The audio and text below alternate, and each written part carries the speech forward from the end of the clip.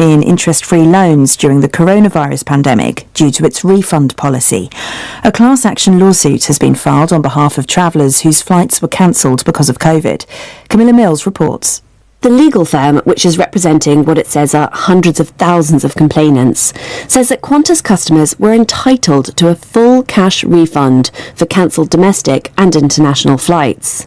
Instead, Qantas issued the majority of its customers with travel credits or vouchers. These were subject to significant restrictions and would expire if not used. The firm accuses Qantas of engaging in misleading or deceptive conduct. Proceedings were filed in the federal court on Monday. Qantas has not commented. BBC News. The authorities in Russia say 2 people were injured by falling debris when a Ukrainian drone was shot down in the Moscow region. The Defence Ministry said a second drone crashed elsewhere in the same region, causing no casualties. The authorities briefly suspended flights at all of Moscow's 4 airports. They've since reopened. The Iranian parliament has sent a new bill on enforcing the mandatory hijab to the powerful Guardian Council for final approval. The parliament did not debate the latest changes in the draft law in public. Instead, it was reviewed behind closed doors by the Judicial and Legal Commission. The hijab and chastity bill now consists of around 70 articles and would intensify punishments for those seen as defying the dress code for women. Civil servants in Indonesia's capital, Jakarta, have been instructed to work from home as part of measures aimed at reducing traffic congestion and severe air pollution. From today, around 50% of government office workers have switched to home working. More are expected to join next month. Jakarta is consistently ranked amongst the most polluted cities in the world. A cargo ship fitted with giant rigid sails the size of aircraft wings has embarked on its maiden voyage from China to Brazil. It's hoped the British-designed technology, which uses the wind to help propel the vessel, will reduce carbon emissions by up to 30%. The shipping industry currently produces between 2 and 3% of the world's CO2 output.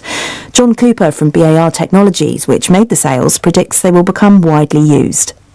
I do predict as soon as 2025, half the new builds will be ordered with wind propulsion. The reason I'm so confident of that is that, one, our savings, 1.5 tonnes of fuel per day. So you get 4 wings on a vessel, that's 6 tonnes of fuel saved. That's 20 tonnes of CO2 saved per day. The numbers are massive. That was the latest world news from the BBC. Hello, this is the History Hour with Max Pearson, this week's witnesses to history who've appeared on the World Service. And coming up, the campaigners who fought for the return of 2 of the Benin bronzes, the 1953 coup that put the Shah in power in Iran, and the young boy who found a missing link in human evolution in South Africa. But for the first part of the programme, we're going to focus on one of the most famous films of the 20th century and its star, Judy Garland. The Wizard of Oz was released in 1939. The ruby slippers, which play a crucial role in the film, became among the most treasured film memorabilia of all time. 4 pairs from the original production are thought to have survived. 1 pair was stolen from the Judy Garland Museum in Minnesota, USA. Jill Kersley has been drawing back the curtain on this story.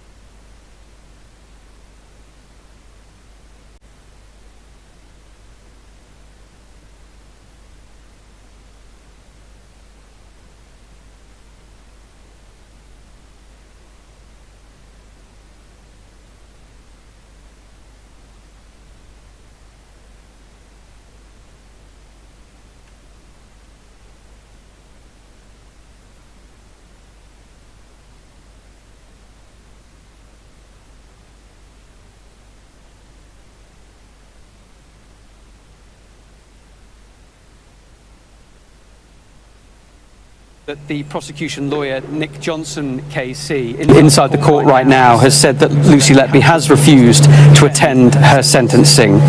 And we know that some of the families are in the courtroom itself, and they are now looking in court at the sentencing guidelines around the crimes that Lucy Letby was convicted of on Friday. It is a mandatory life sentence, but it is usually the judge's decision to set a minimum tariff, a number of years before which that prisoner could be considered for parole and considered for release.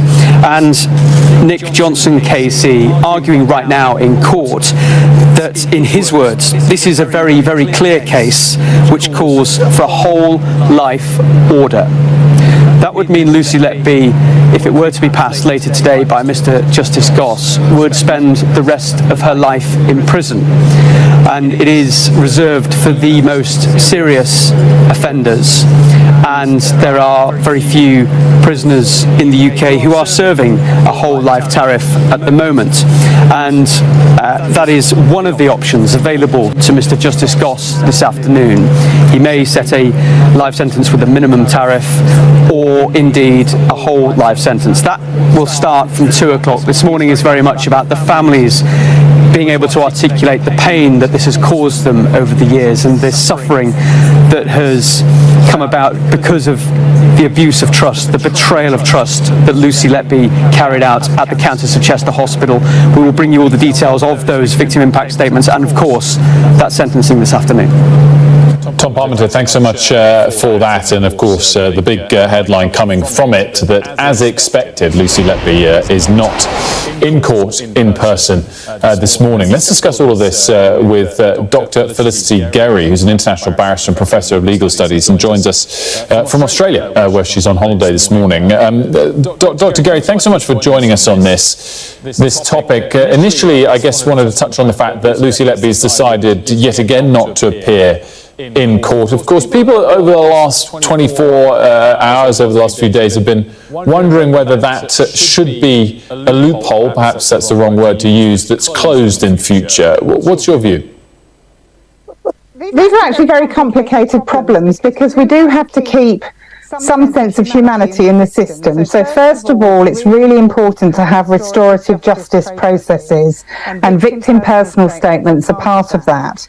But they're only a small step towards restorative justice or engaging with victims in the system. But we've made that small step to try and have some humanity for those people who've suffered loss in the system to express the effects upon them.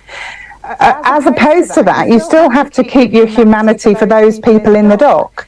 So we're not a country that shackles people and drags them into court, forcing them to come in for some sort of denunciation or retribution as some sort of medieval practice. What we hope is that people can be persuaded to attend. Most people do. And very few do not, and it may well be that the reasons for not attending, whilst they're called a refusal, could be very complicated. I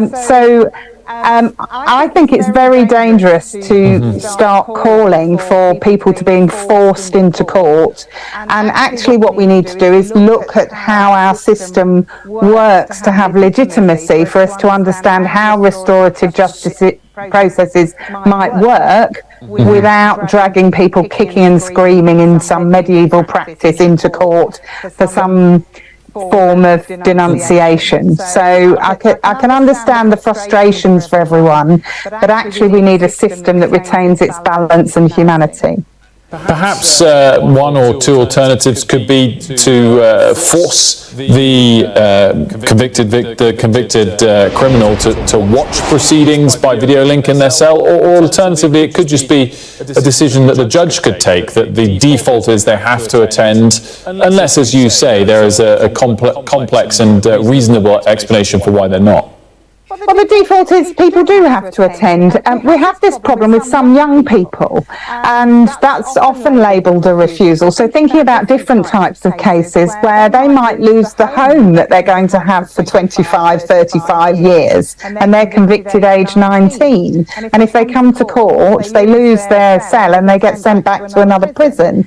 So the idea that refusals is a big problem needs to be understood in the context in which it's happening. So looking at cases that are different from this one, we can start to see there may be problems within the system as to why it is that people are choosing not to attend. Now, it's labelled a refusal, but there might be some genuine reasons. We don't know in relation to Lucy Letby. We know that she's not felt that she could come into court on several occasions, and it may be there's some private personal reasons for that we don't know about. But I'm here to speak about the broader view that restorative justice is good, but it's not restorative if we start forcing people to do things. Another example, in Australia, where I also work, sentencing is done in a different way. So after conviction, you then go off for what's called a plea hearing, where the prosecution and the defence put their arguments as a matter of law in a much longer process than we have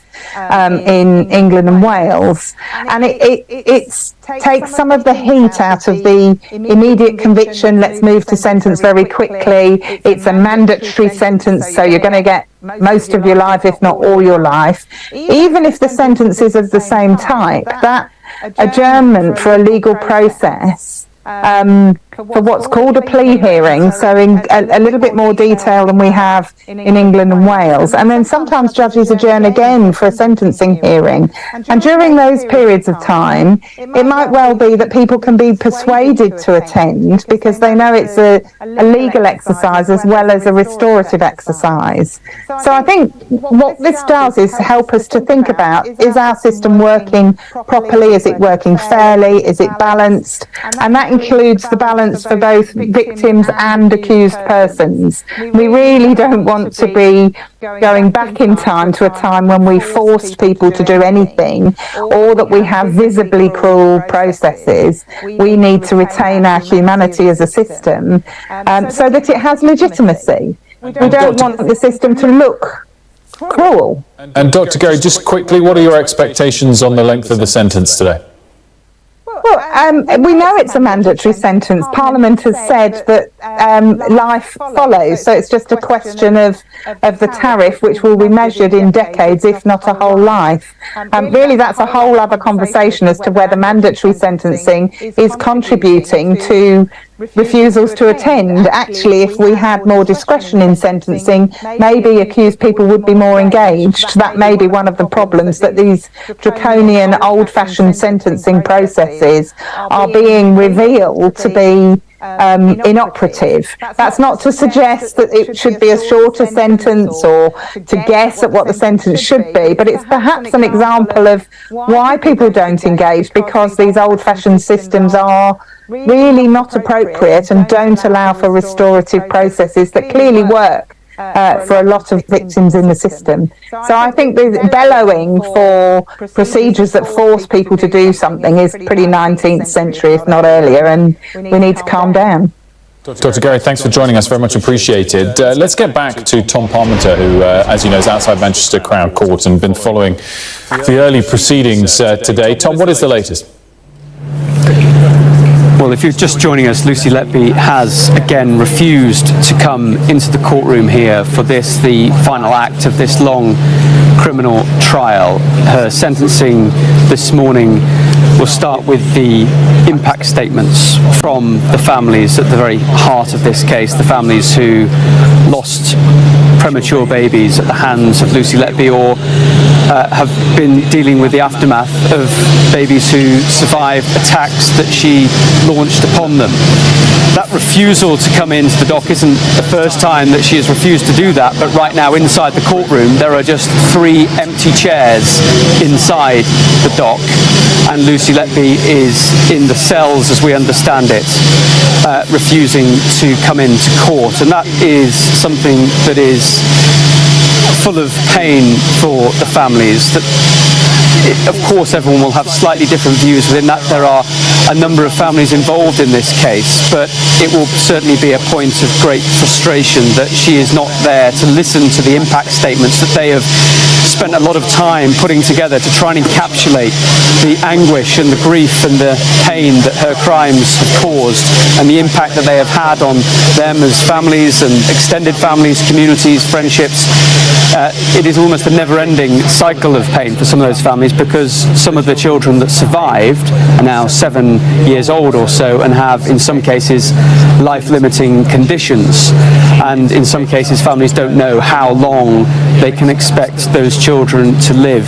It is one of the most intense criminal trials ever heard in the UK, and the sentence of Lucy Letby will come this afternoon, and a lot of that will be broadcast. There will be a camera in court to capture the judge, Mr. Justice Goss, and his sentencing remarks as that sentence is passed. And the prosecution KC this morning in court, Nick Johnson, has said this is a very, very clear case which calls for a whole life order, which of course would mean that Lucy Letby would have no chance of parole. But exactly what Mr. Justice Goss's decision will be found out later today after 2 o'clock. We will continue to bring you live coverage from Manchester Crown Court through the course of this morning as the families have their say at the end of this trial. Tom Parmenter, thanks so much. Very much appreciated. As Tom just mentioned, don't go anywhere throughout the day. We will have that live coverage of the sentencing and the build-up to it on Sky News. Just want to bring you some breaking news that has just crossed coming from the Met Police. It relates to an investigation they've been carrying out about allegations of honours offences relating, of course, to the Honours Prevention of Abuse Act of 1925, and the Met's Special Inquiry Team had launched an investigation after an assessment of a letter passed to police in September 2021 following media reporting. It was looking into whether the Prince's Trust Foundation and the Prince's Foundation, of course relating to the now King Charles, had abused its position or broken those laws relating to giving out and promising honours. And ultimately, after a lengthy statement, it does conclude that with the benefit of consultations with the Crown Prosecution Service and after careful consideration of the information received as a result of the investigation to date, the Met has concluded that no further action will be taken in this matter. They say that if any further information or evidence come to light that requires further assessment, that will be carried out by the Met's team.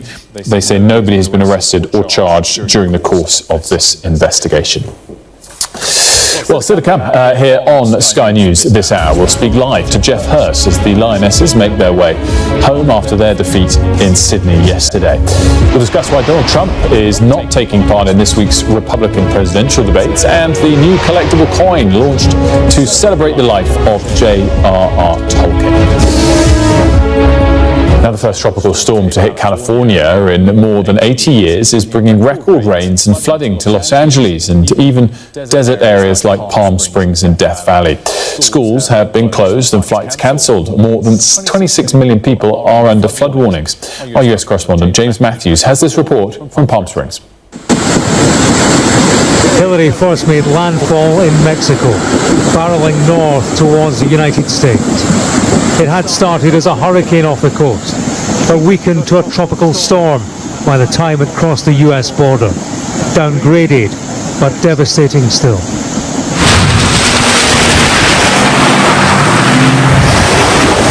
In Southern California, the place where it never rains, it's pouring. Pictures from across the Golden State show a deluge and its damage. This was the city of Palm Springs. Residents here had seen nothing like this, any of them. California hasn't had a tropical storm since 1939. In a place where the sun beats down, streets emptied as Storm Hillary blew in. I don't know, man. It's kind of scary, no? I ain't gonna lie, it's low-key crazy. It don't never rain like this ever out here, so just seeing all the puddles and the cars stopped out in the streets. The National Hurricane Center warned of catastrophic and life-threatening floods. A state of emergency has been declared in California, with forecasters warning of flash flooding, mudslides and tornadoes. Parts of the United States with very little rain were expected to see a year's worth in a single day. Forecasters were predicting up to 10 inches. Our message today is clear. Stay safe, stay home, and stay informed. This is an unprecedented weather event, but Los Angeles has deep experience responding to crisis. There have been mudslides, and there are fears of more. As if this wasn't enough to contend with, on the day the rains came, California had to deal with an earthquake. It registered 5.1 on the Richter scale, with at least a dozen aftershocks. In places like Palm Springs, they are well drilled in dealing with earthquakes and wildfires. They are less used to coping with rain and strong winds, but as the breeze of Storm Hilary blows through,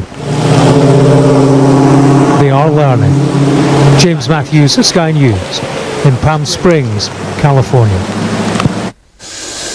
Well, we're going to return now to the main story of the day, that Lucy Letby sentencing, which is taking place at Manchester Crown Court. Just quickly want to bring you some breaking news. Prime Minister Rishi Sunak has said, quote, "It's cowardly that people who commit such horrendous crimes do not face their victims." Of course, echoing similar sentiment from the Labour leader, Sir Keir Starmer, who suggested Labour would close that loophole that exists at the moment. Let's get further reaction, of course, because while the sentencing itself isn't due to start until the early afternoon, we're already hearing some victim impact statements and other developments in court this morning, where of course Lucy Letby is absent. Let's get back out to our national correspondent Tom Parmenter, who has the latest for us. Tom?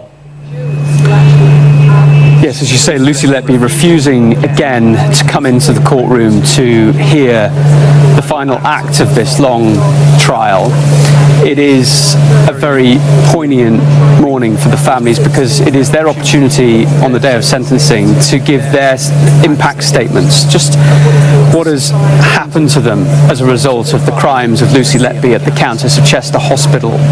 And while she may be absent, those statements are being read this morning. We've heard first from the mother of child A and child B. And I have to warn you that it is upsetting to listen to what has been happening in court, as it has been throughout this trial. But the mother of child A and B, they were twins. Child A was a baby boy, child B a baby girl. And child A sadly lost his life, and child B, his sister, survived. So this is a mum who has lost one of her twins and knows that another of the twins was attacked by Lucy Letby.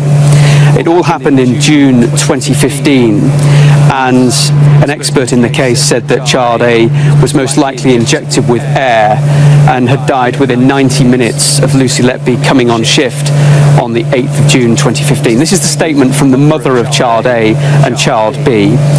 And she says that she makes it on behalf of her and her partner. 2015 was going to be the best year of our lives. We were going to become parents to a little boy and a little girl. Never could we have imagined that the most precious things in our lives could be placed in harm's way. We never got to hold our little boy while he was alive, because you, Lucy Letby, took him away. After losing him, we were not only traumatized, but riddled with fear for our baby girl. You had been successful in your campaign to cause maximum pain and suffering. After losing our son, we made sure that there was always a member of our family at her side, watching. We are forever grateful that you weren't able to take her away from us that night.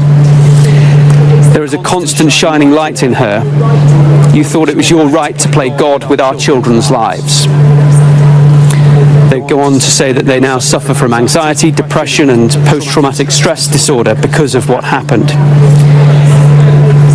And that they also try to give their daughter the best life possible, and that they will spend their lives doing just that. We hope you live, they said to Lucy Letby, a very long life, and spend every day suffering for what you've done. We will never think of you again from this day, you are nothing. And that is the victim impact statement from the mother of child A and child B. And that is how we as journalists have had to refer to the babies involved in this case, because of the reporting restrictions that have preserved the anonymity of the families involved. So while their names have been used in court, they have that anonymity order, which means they can only be identified by letter. There are child A to child Q involved in this case. But these are not letters. They are, as you hear there, sons, daughters, nieces, nephews, grandchildren. And that is what we're hearing in court this morning in Manchester, the gravity of the impact of Lucy Letby's crimes, in the words of the parents who have, as you heard in that statement, suffered so much. We've also now had the victim impact statement from the mother of child C, which was read by her out loud to the court. Now, child C was a baby boy who also died. He was born prematurely, weighing just 800 grams. He died at around 6 a.m. on the 14th of June 2015, and again there had been a deliberate introduction of air into his gut. And this was also one of the families that Lucy Letby had searched for on Facebook after the boy's death. The mum of child C has told the court in the last few minutes here in Manchester, "My need to represent my son and my love for my son outweighs my feeling for the defendant. I'll never forget the first time I held my son. I understood right there and then the immediate love, the bond between a mother and her baby. It really felt like I was watching someone else's life and not my own. It was a pain for us that was just too hard to bear. The trauma of that night will live with us until the day we die. I blamed myself entirely for his death and still feel guilt that I couldn't protect him. There are so many what-ifs. 8 years have passed. Our grief is just as heavy as it was. I miss him every day. I miss everything we should have had. I think about what his voice would have sounded like, what he would have looked like now, who he would have been. In the darkness of the days, weeks and months that followed his death, I would open his memory box, smell his familiar smell, touch his hand and footprints." This, as a reminder, is the mother of child C, one of the babies who was murdered by Lucy Letby at the Countess of Chester Hospital. And she gave this statement to court, read aloud in the last few moments, and she went on, "These memories represent the love I have for my son, and I will not allow evil to take that." Lucy Letby, to think that she could get any kind of gratification for inflicting pain on our son, goes against everything I believe it is to be human. To you, our son's life was just collateral damage. So you get an idea there of just the raw pain, emotion, distress and grief that these families have been through, and the mother there of child C having the bravery somehow to read that out in the courtroom here in Manchester. And as we know, Lucy Letby, crucially, is not in the dock. There are just 3 empty chairs in the dock, as she has refused to attend the sentencing. She was brought in by prison van earlier this morning to Manchester Crown Court, and is, as we understand it, still in the cells beneath the courts here in the court building. And that is a great moment of contention, because of course there is widespread feeling amongst the families and beyond them that a perpetrator of such heinous crimes should be made to sit in court and listen to exactly what I've just read out. Well, Tom, thank you for bringing those incredibly emotional statements to us. A reminder, of course, that when it gets to the sentencing itself, the judge will appear live on your screens here on Sky News, expected from about 2 p.m. We will have that throughout the day on Sky News, as well as Tom's reporting there of the victim impact statements, which are expected to continue through the course of this morning, all, of course, in the absence of the convicted criminal Lucy Letby. We're going to take a quick break here on Sky News Today. We'll be back in just a moment.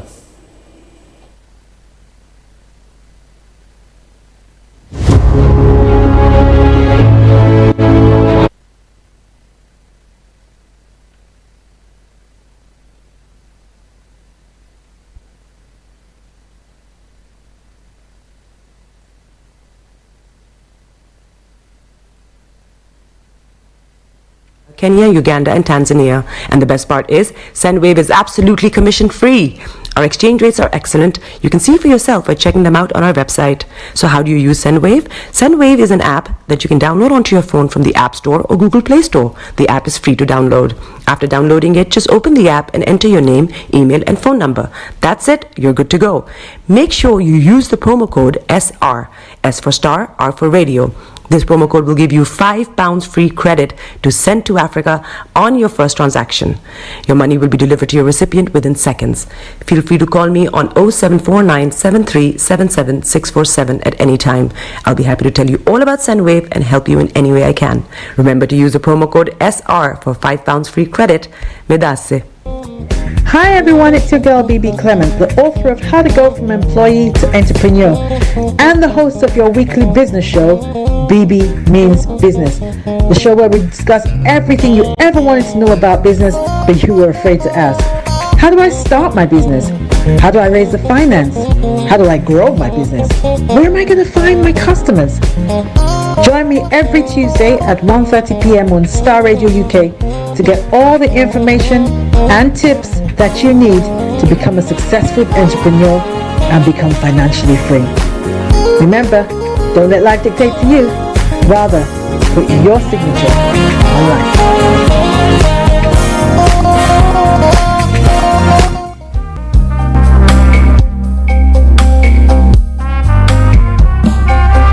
Are you looking for the fastest, reliable, and trustworthy door-to-door shipment company? Well, look no further. When was the last time your family received a shipment back in Ghana on time and in time? You are not sure?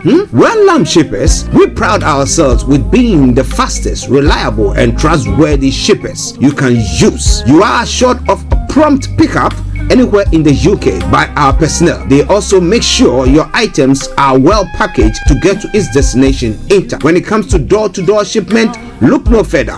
Well, Lamb Shippers, contact us on 07939009321 or 07498911820. Or you can visit our website www.welllamp.co.uk. You can also drop us a mail, info@welllamp@gmail.com. Well Lamp Shippers, fast, reliable, and trustworthy.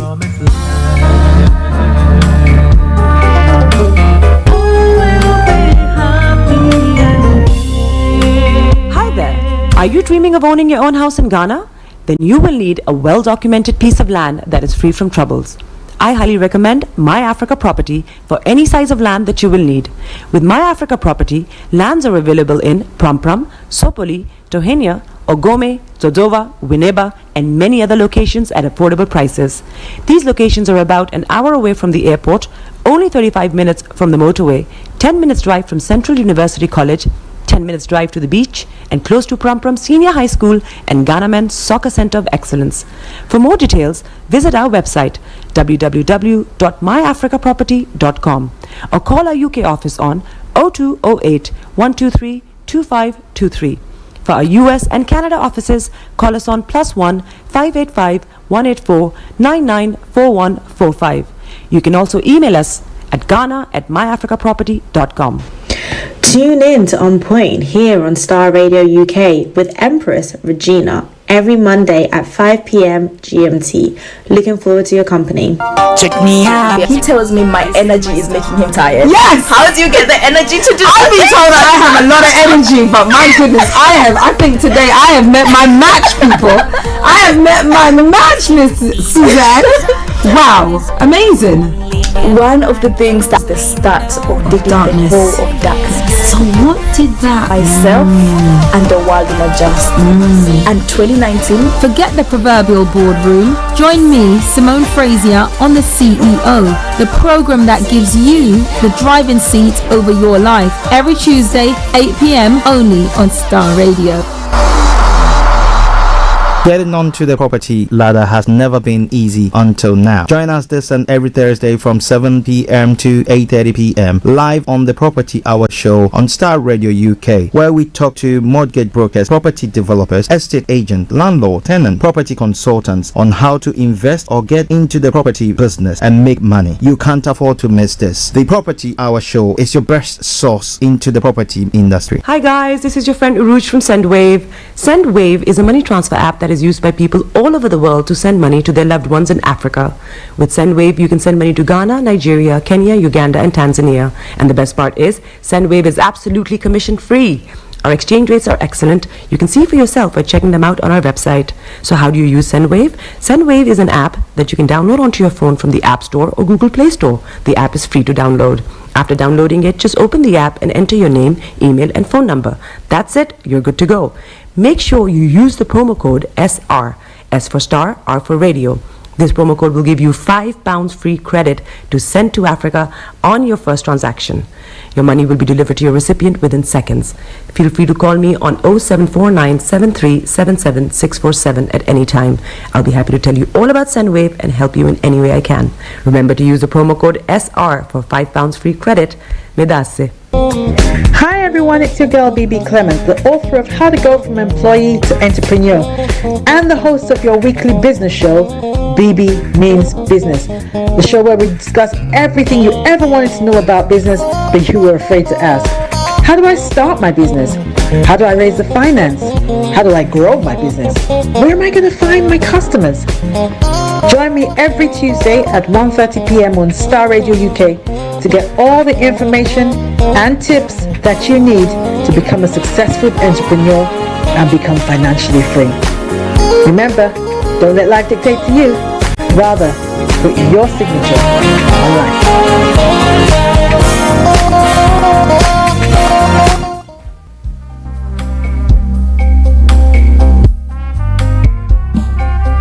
Are you looking for the fastest, reliable, and trustworthy door-to-door shipment company? Well, look no further. When was the last time your family received a shipment back in Ghana on time and in time? You are not sure? Well, Lamb Shippers, we pride ourselves with being the fastest, reliable, and trustworthy shippers you can use. You are assured of prompt pickup anywhere in the UK by our personnel. They also make sure your items are well packaged to get to its destination in time. When it comes to door-to-door shipment, look no further.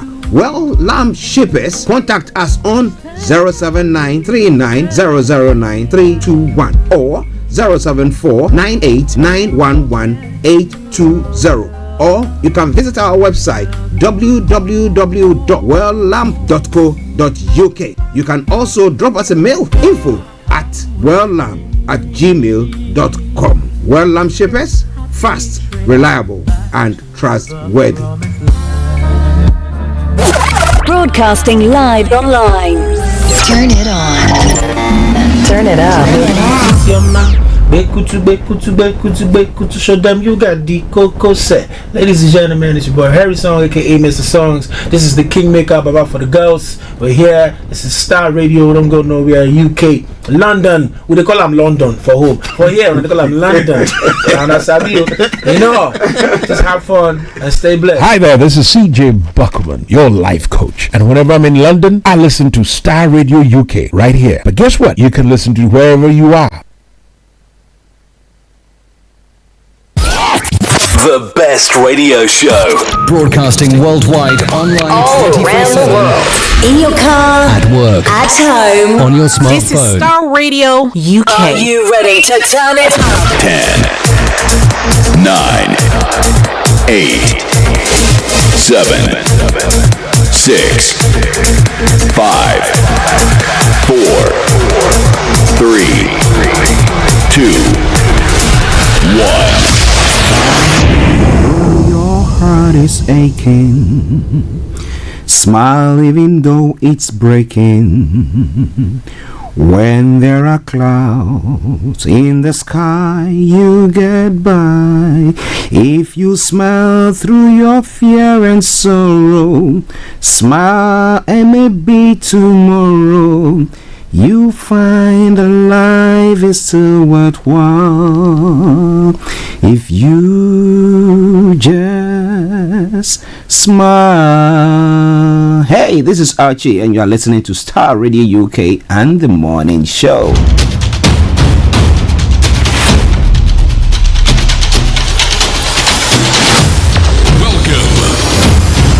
This is Starr Radio. This is UK. Starr Radio UK. This is Starr Radio UK. This is Starr Radio UK. Welcome.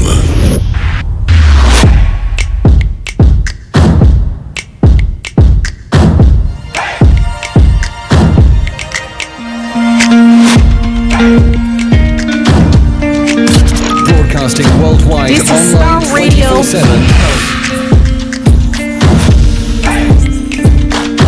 Enlighten your day with Starr Radio.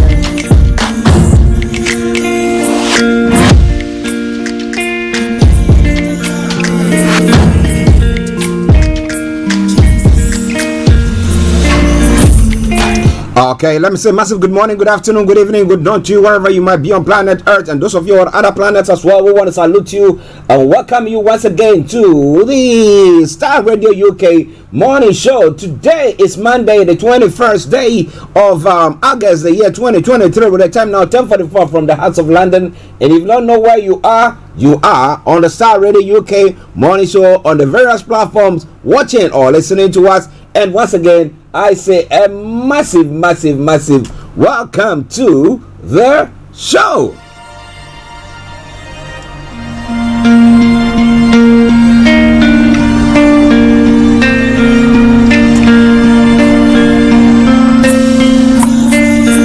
I remain yours sincerely, the one and only. This is the morning show with Archie. And as I did say last Friday, yes, we are all here and ready to fire on all cylinders. But let me say good morning to my team this morning, Mr. Olayomi Koiki. My brother, he's back, the White Lion. And then we have my able producer, Mr. Francis Guy. Good morning to you. HRH in the Pallien, massive good morning to you, my lady.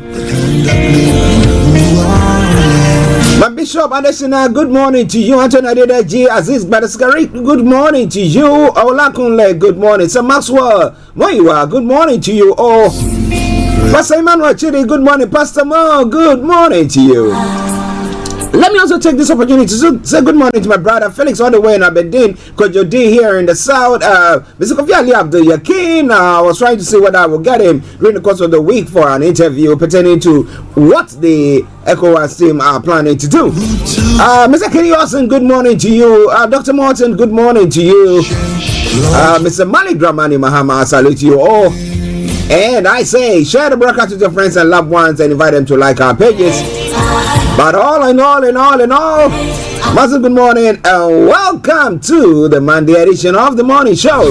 For those of you who have tuned in for the first time to listen to us on the morning show, this is how the program goes on the Monday edition of the morning show. I'm going to bring you a code for the day, the weather forecast to follow suit, then the travel updates will continue from there. Exactly at then we will look at some of the other stories making the rounds across the globe. It's known as global trotting.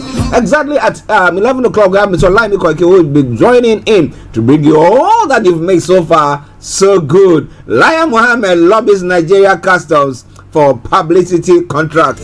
Okay, we'll be telling you more about all that. That's not what's going to be coming from here. Lion Mohammed. Okay, then from there we'll look at some of the other stories making the rounds.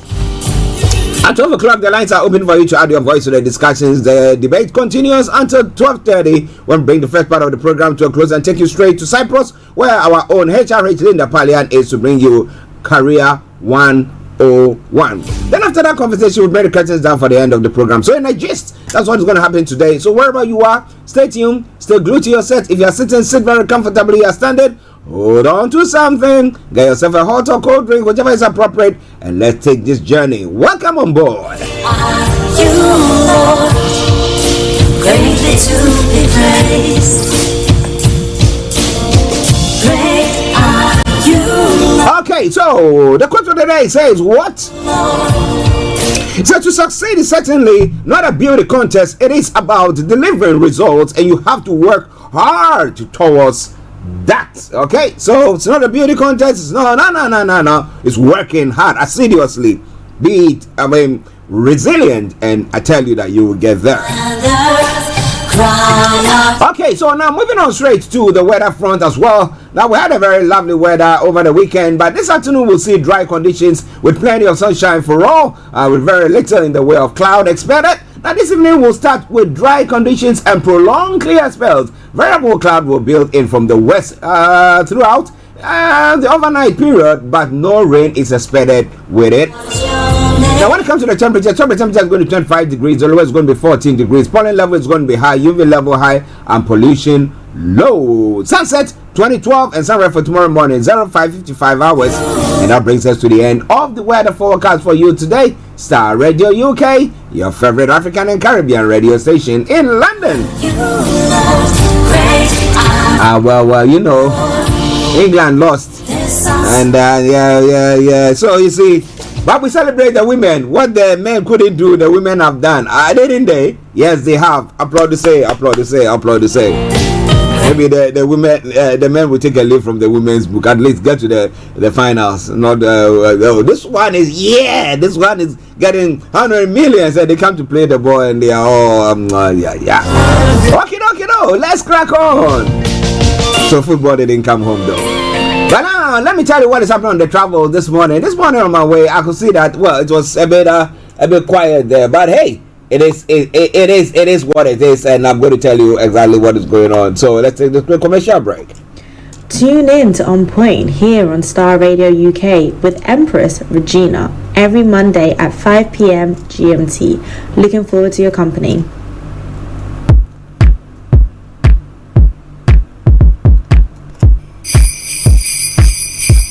Okay, so keep your eyes on the roads, I'll keep you navigated our travel. The travel update comes away from Star Radio UK. This is Star Radio UK. Okay, so this is what is happening on your travel this morning. Those of you traveling on the major roads in London, there are no exceptional delays this morning, as I did say. On my way, I could see that. And then, on the underground, Elizabeth line has got parts suspended and severe delays there. Hammersmith and City lines, minor delays. Jubilee line, minor delays there as well. Metropolitan line is also experiencing some minor delays. London Overground, part closures, and the DLR part closures there as well. On the other side, all the underground lines, Kumbi, London Tramlink, good service there. On the riverbanks as well, there are planned closures on the Woolwich Ferry. The other side, all the others have got good service there. And that takes us straight to the London cable car, which is also got a good service. And that brings us to the final segment of the travel updates. That is the National Rail. On the National Rail this morning, Avanti West Coast has got severe delays. That aside, Cross Country, East Midlands Railways, Northern Rail, ScotRail have all got minor delays. So check before you leave. All the others good service there though. So on that note, as I would say all the time, I love to say that good morning, good afternoon, good evening, good dawn to you wherever you might be on planet Earth. Enjoy your commute for today. But you know what? Continue to keep those eyes where? On the roads. Getting onto the property ladder has never been easy until now. Join us this and every Thursday from 7 p.m. to 8:30 p.m. live on the Property Hour show on Star Radio UK, where we talk to mortgage brokers, property developers, estate agents, landlord, tenant, property consultants on how to invest or get into the property business and make money. You can't afford to miss this. The Property Hour show is your best source into the property. This is the morning show with Archie. Welcome back to the program Star Radio UK, your favorite African and Caribbean radio station in London, bringing the time now to 8 minutes past to the top of the hour, and it's now time for Global Trotting. So what is happening on the globe this morning? What are some of the stories making the rounds in the UK? Well, the Letby court case goes on, and the ruling will be taking place. People are disheartened about everything that's gone about. I'll be bringing more on that. But starting from Nigeria, the federal government has prioritized economy security as ministers take oath today. And then Lai Mohammed lobbies Nigeria customs for publicity contracts. And then Middle Belt bishops praise Tinubu, request ambassadorial appointment. So, people come in saying all sorts. So the thing is, what are they really looking for? Now, federal government reps urge federal government to declare state of emergency on malaria. And Atiko Kwankwaso Obi discussing measure may set up formidable party.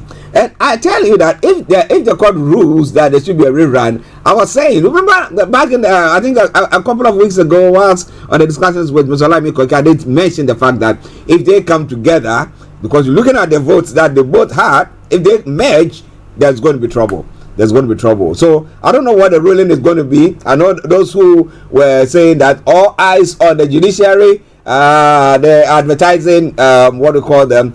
A management team in Nigeria have been sanctioned there, so we'll be looking into that. Now, Al-Rufai posts Bob Marley's lyrics in cryptic tweet saying, "Man to man is so unjust," and saying people are saying that now he's turned into a reggae raga man. Yeah, man. Okay, and the former governor of Kaduna, Nasir El-Rufai, has taken to social media to share a cryptic message a few weeks after the Senate refused to confer him as a minister. Man to man is so enjoy. Children, you don't know who to trust. Your worst enemy could be your best friend. Well, and your best friend, your worst. So some people that he was thinking that will vote for him never voted for him. But well, more going to be coming away from there. It's not coming away from Starr Radio UK, your favorite African and Caribbean radio station in London and other parts of the world as well. Aid officials urges international community to provide funds in Sudan as conflict tears the country apart for the fourth consecutive month. Global aid officials urged the international community on Sunday, and Kenya deploys reconnaissance mission to Haiti. Mauritanian migrants explore new routes to the United States. Mauritanian migrants explore new routes to the United States. How are they doing that? My goodness. And Yemen reviving the old city of Sana'a, bombed during the war. A young Zimbabwean voters dream of change. And would they? Can they? Have it? That's the question. And ECOWAS envoy in Niger to find peaceful solution to crisis. Of course, that's what we said. There's lots of other stories that I'm going to be bringing to you from Ghana as well relating to that. Okay, topmost on that.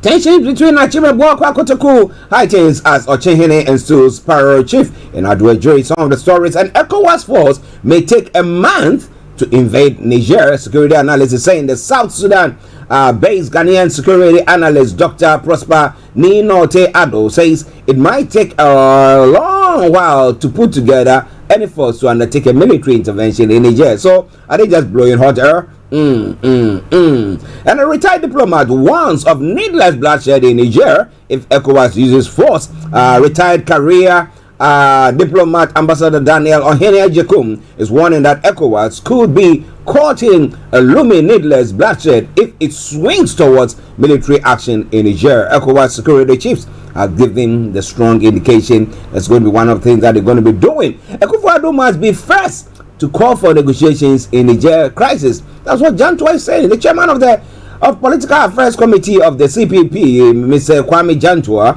has advised President Akufo-Addo to kick against the deployment of ECOWAS standby force to Niger. The ECOWAS Committee of Chiefs of Defense Staff met in Ghana last week. But some are calling it hypocrisy. Asa Asante says that his hypocrisy of ECOWAS must stop. Hot term agenda by leaders. Now, senior political science lecturer at the University of Ghana, Dr. Asa Asante, has stated that economic community of West Africa states leaders must stop what he described as hypocrisy on their part. And I did say that the other time. I think when we were having a chat with my brother Felix, and I was saying that, well, they are doing everything. They do everything. I mean, whilst they are misbehaving, let me put it in quotes. Okay? The constitution says you can go 2 terms, and they try to wriggle things and turn things a bit upside down and say that, you know what? Yeah, the constitution has changed, and therefore now my mandate starts from now, and therefore I can go another term. And they do that to just try to still themselves there. And doing all sorts, using the laws to actually oppress, suppress, and actually make their citizens poorer than they were. Now, if you look at those things that they are doing, and there's a need for people or those who are other president or those who are in authority in the various countries in that sub-region, instead of them to air their views, to say, to chastise or to criticize those leaders that don't do that, they are thinking that the best way forward is just to send troops to Niger. Come again. I've been saying that, come again. Is it that? So next time, if the president is not behaving well, like let's take an example of Ouattara, who forced his way to go for a third term, and now the people of Ivory Coast decide that we don't want you, and there's a coup d'etat or something. Are they going to send troops there to reinstate him? Wow. So this and a lot more going to be coming your way from there as well. So stay tuned, don't you go away. 10:59.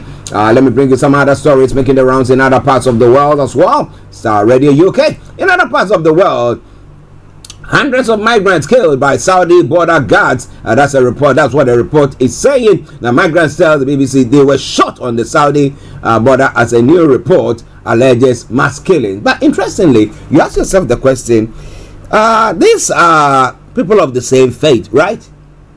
So, what does the faith talk about hospitality? So why are they shooting at them? Well, we'll talk about that later. Now, Trump confirms he will skip Republican debates. The U.S. ex-president says he is far ahead of his rivals in the 2024 White House race, and the public knows him, and therefore he's not going to be part of it. I bet he is scared that if he comes, some people will be watching his dirty linen in public and say that, you know what, you did that, yeah, you are in the lead, but what you are doing now is a tendency that you end up in prison, or you end up being written off or something of the sort. But well, you know, say he is so popular, his people know him, there's no need for him to join in the debate. What do you think there? So come your way from Starr Radio UK, your favorite African and Caribbean radio station in London. Now, Spain's Camona told after a final her father had died. Then I was saying, that was the chance that England missed. I mean, somebody should have whispered in there, your father has died, you know? Yeah, and then she would have been distraught and couldn't have played very well, and then England would have won. So those who, the seers and the sayers, they couldn't do their work. That is just by the way. I mean, every loss is very, very sad or a difficult one, and we wish her all the best. And to the dad, we say that may his soul rest in perfect peace. And in Ecuador, the leftists are leading Ecuador's presidential election count, but Luisa Gonzalez is unlikely to avoid a runoff in a race marked by the murder of one of the candidates. Lots more going to be coming your way from the Starr Radio UK.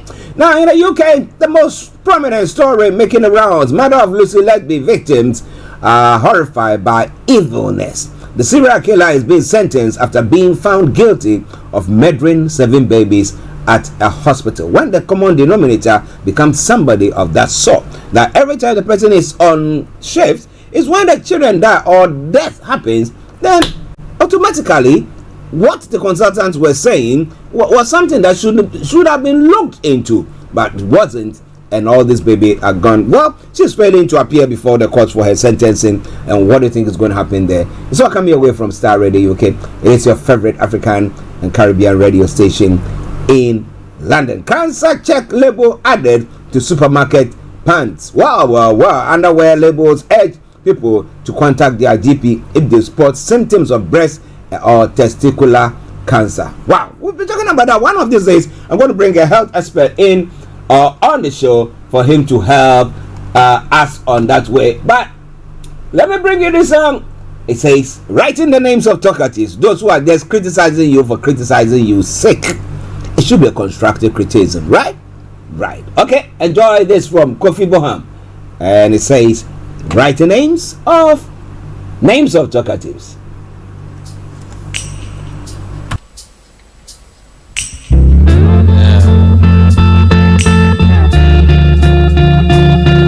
It's like my favorite song on this album, y'all.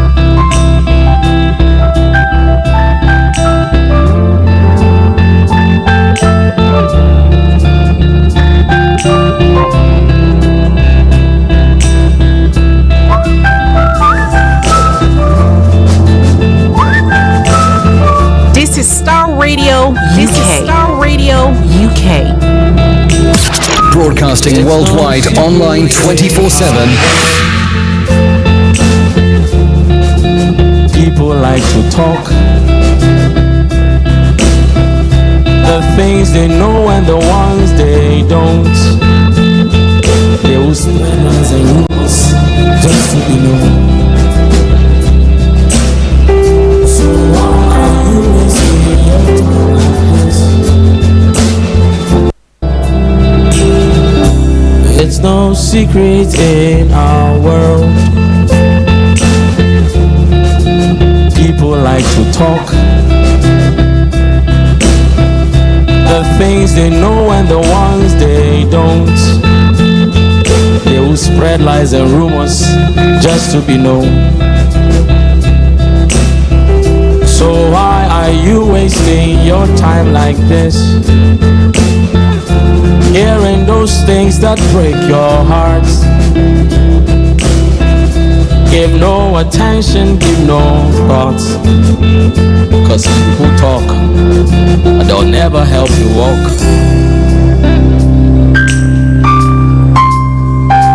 So whenever they speak, look up and you will see a broken pencil and a sheet.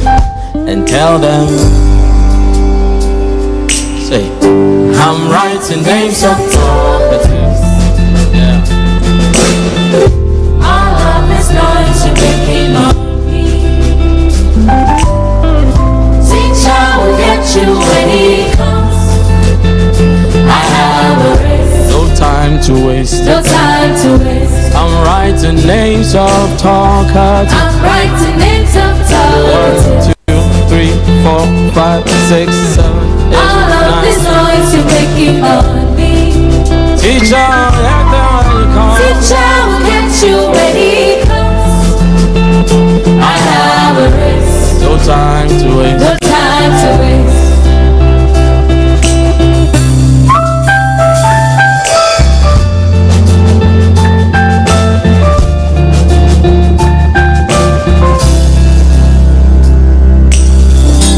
There are many voices in this life, and to be honest, many are not nice. So don't hear something and pick a knife. Cause most of these things are nothing but lies.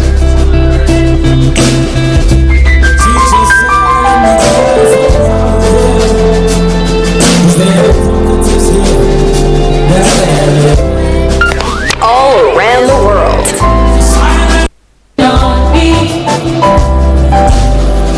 Teacher will get you when he comes. I have a race. No time to waste. No time to waste. All around the world. 1, 2, 3, 4, 5, 6, 7. All of this noise you're making on me. 12, 15, 16, 17, 18, 19, Teacher will 20. get you when he comes. I have a race. No time to waste. Can we talk? Yeah. Can we talk? Call them, say, Talkative. do you know any? Talkative. Yes. Have you met any? Talkative. Can we write some? Talkative. List some names of talkatives. I am going now. Talkative. Yeah. Some friends are. Talkative. Some family members. Talkative. Some landlords are. Talkative. I said your exes are. Talkative. Your exes are. Talkative. Have you known any? Talkative. Move away far from. Talkative. Opinions are. Talkative. Bloggers. Talkative. Social media. Talkative. Old friends. Talkative. Some doctors report are. Talkative. Some symptoms are. Talkative. Addictions are. Talkative. Move away far from. Talkative. People's opinions are. Talkative. You are too fast. Talkative. Well, you have criticism, whatever you do. But I do say all the time, if you are convicted and you know exactly what you are doing, you don't give a hoot about what people are saying. And that seems to be what Kofi Boham is saying. So like Starr Radio UK, we believe in a cause. We believe in the freedom of everybody. We believe that people shouldn't be marginalized. We believe that our leaders should be accountable to us. There to serve us, not to enrich themselves, their families, and their cronies.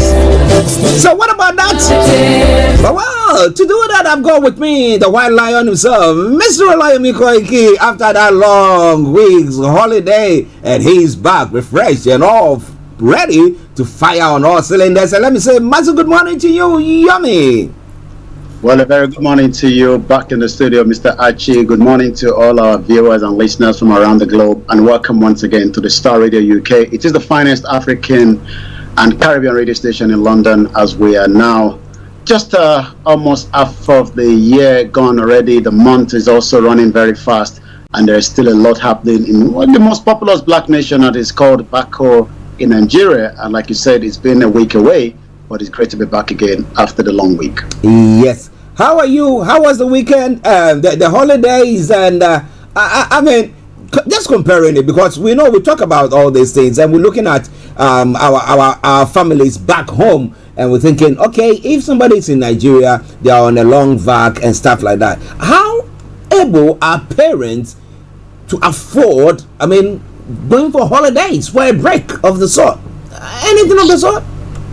Well, holiday costs a lot, and you have to plan for it, and especially you also determine what part of the globe that you want to visit. The world is a big place, but the question is, how safe is Nigeria? Is many question in the heart. Many people would prefer to go to Nigeria for different reasons, while some might just want to avoid it, also because of so many tension on the ground as well. And I believe one person like myself, it's not the appropriate time to travel to Nigeria, as we have a lot of different reasons for that. But traveling to other side of the globe is one beauty thing that you love to. But it's good to be back after the long week, and especially a good time spent with the family.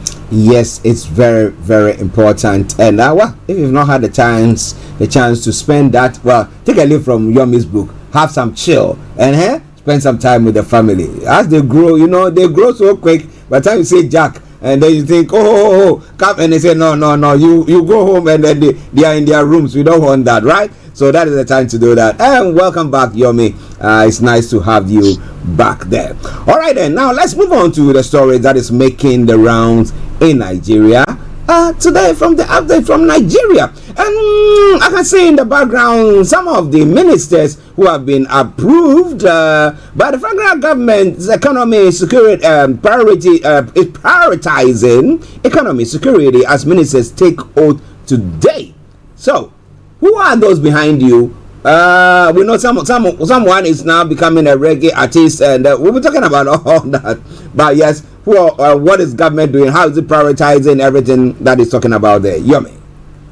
Well, quite a lot is happening as we speak right now. You're quite right. We'll see if we can get the image, also the video image behind the scene. But for those behind me, I'll be giving you a bit of the background. I've been away for a couple of days, but ministers have now, been finally, after 60 days, they are ready to crack on and, revive the economy that is completely down. And there's a lot of work that needs to be put in place if they are going to support this government. I'll be telling us more about those ministers, especially on Wednesday when we have ample of time. But let's go through the names that we have.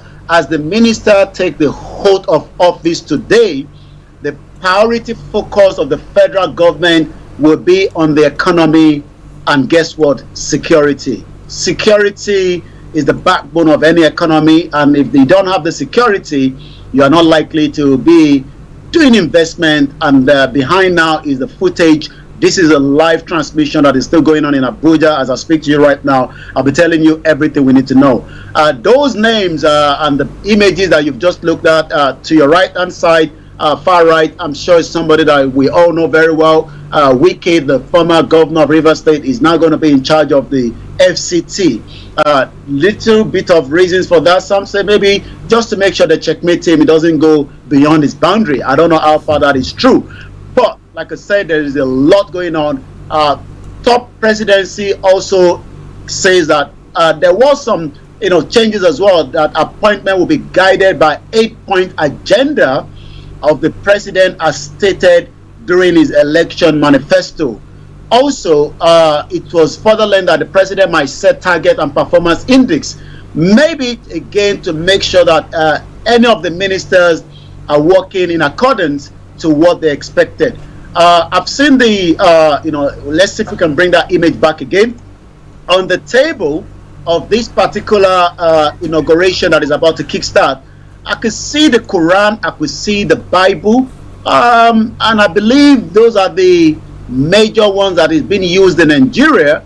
A lot of people might be asking, where is the traditional one? Because it seems that the traditional one, as you can see there behind the scene, the traditional one works faster than the Bible and the Quran, but it seems that the old book is ready to take in the new ministers in Abuja as we speak. I'll come back again to you in the studio, but like I said, I'll be telling you more about each of these ministers as we go along in the program this morning. But on Wednesday, we will debate, we will talk about every of the ministers that is appointed under this new government and how are they going to be reliable, how are they going to work to make sure that the agenda of the government works in place. Well, listeners, Starr Radio UK, Olawoluwa Oguntola, good morning to you. Good morning, Yomi Archie. Great to see you all again this week. Hope you all had a good weekend. Yes, we did. And big thanks to the back end team as well. And big thanks to you, Olawoluwa. We thank God that Nigeria didn't happen to you. Massive good morning to you, and to as many of you who are on the various platforms listening to us, Starr Radio UK. Now, before even the president appointment, the various appointments, they take the office. He's shuffled some of them. Which of the ministerial bodies has he already shuffled? Thinking that no, I think I need this one there and that one there. Yomi. Well, we saw some few changes, just as they were going into the, the Senate for, what is normally done if a minister is coming in place. A couple of changes happened, but I believe that many Nigerians believe that, it's just the same set of people. We have more governors, we have new people coming in like Wale Edun. That will be the finance and the coordinating minister for economy. Like I said earlier, Wike is the Federal Capital Territory. The question is, would they be able to change anything from what the former president Muhammadu Buhari was unable to do? Would Tinubu, as we've read, the president, be able to put in checkmate on these new individuals like his predecessors? It seems that the petroleum, the president preferred to hold on to the petroleum ministry.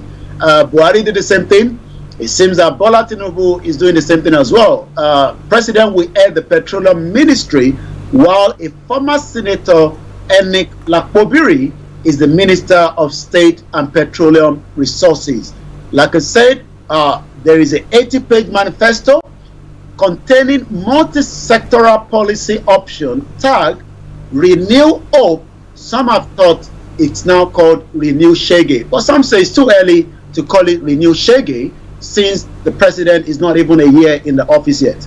Well, listen, Starr Radio UK. Now, interestingly, you were talking about the fact that because behind you we saw the Bible, we saw the Quran, and we didn't see anything of the traditional, the traditionalists. So I mean, definitely there will be some traditionalists who have also been appointed. But my question is, now we've seen people who have come in with their Bible. Maybe somebody can come in with their father's Bible or their mother's Bible, as huge as it is, or some Quran, some old one, say that this one was the one that Muhammad blessed some time ago, and they said this one we put our hands on it, and they come in and they are doing worst of things. So you ask yourself the question, what is the point? But we have the president who has come out with whether a yardstick or something to give to them and say that is what is going to be measuring them up. Does that mean that maybe this time around we're going to be seeing the ministers being actually watched and monitored and being assessed as to their performances? Well, performances is a very key, and if you want performances, it has to start from the top. That means those that will be heading this ministerial position. And let me give us some of the background of some of them as well. Challenges before Fagbemi, that is the new AGF. Remember that there are some key individuals that we're going to be talking about them continuously, and that is the AGF, the Attorney General of the Federation. The engineer is going to bring us the image up in just about a few minutes. What are we expecting from the new AGF that will be different from what Malami, was doing? That will be different. He will be representing this new AGF. That's the face there. He will be the one in charge of so much. Let's talk about it. The only ministerial position directly created in the Nigerian Constitution to perform some specialized duties is that of the Attorney General of the Federation and the Minister of Justice, Wale Igbitade. This ministerial nominee, Chief Lateef Fagbemi, who has a legal career spanning for 4 decades, has enormous opportunity to make a difference.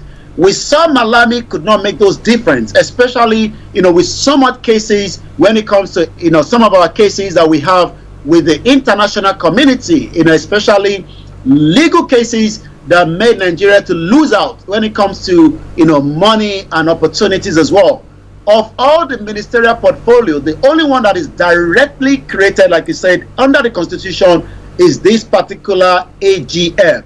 For instance, while Section 151 of 1999 Constitution specifically stated, there shall be an AGF who shall be the Chief Law Officer of the Federation, the Minister of the Government of the Federation. Subsection 2 of the statute book specifically denies the qualification or the criteria for the occupant of the office. Section 1741 goes ahead to state that the AGF shall have the power to institute, undertake criminal proceeding against any person before any court of law in Nigeria, other than a court martial in respect of any of the offenses created by or under any act of the National Assembly.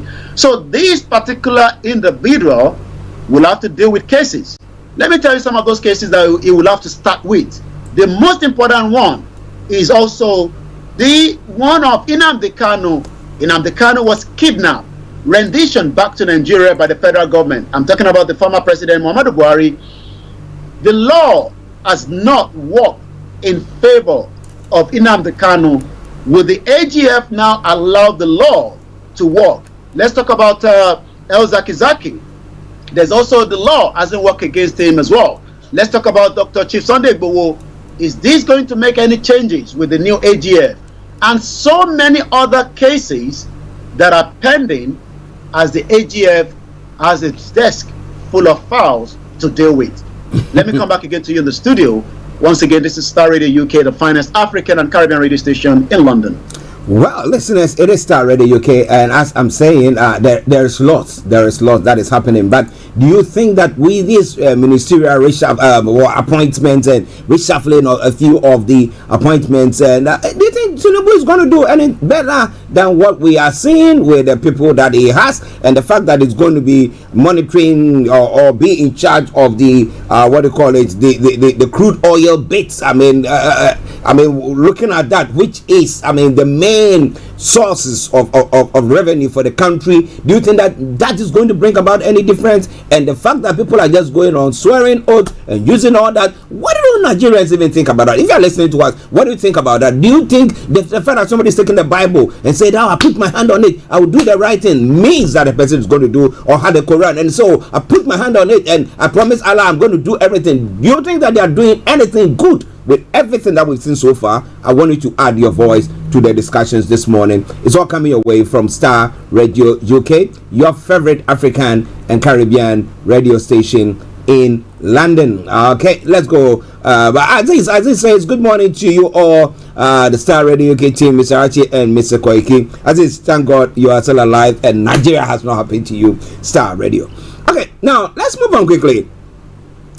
Now, we have one of the appointees who was disqualified, that's El Rufai, who is now taken to the social media. And maybe I should have allowed you to bring that image, or talk about that image first. Let's go to the image that you have behind you, the lady behind you, and then we can come to El Rufai. Over to you, Yomi. Well, humanitarian affairs and poverty elevation. As we speak today, 130 million Nigerians are living in abject poverty.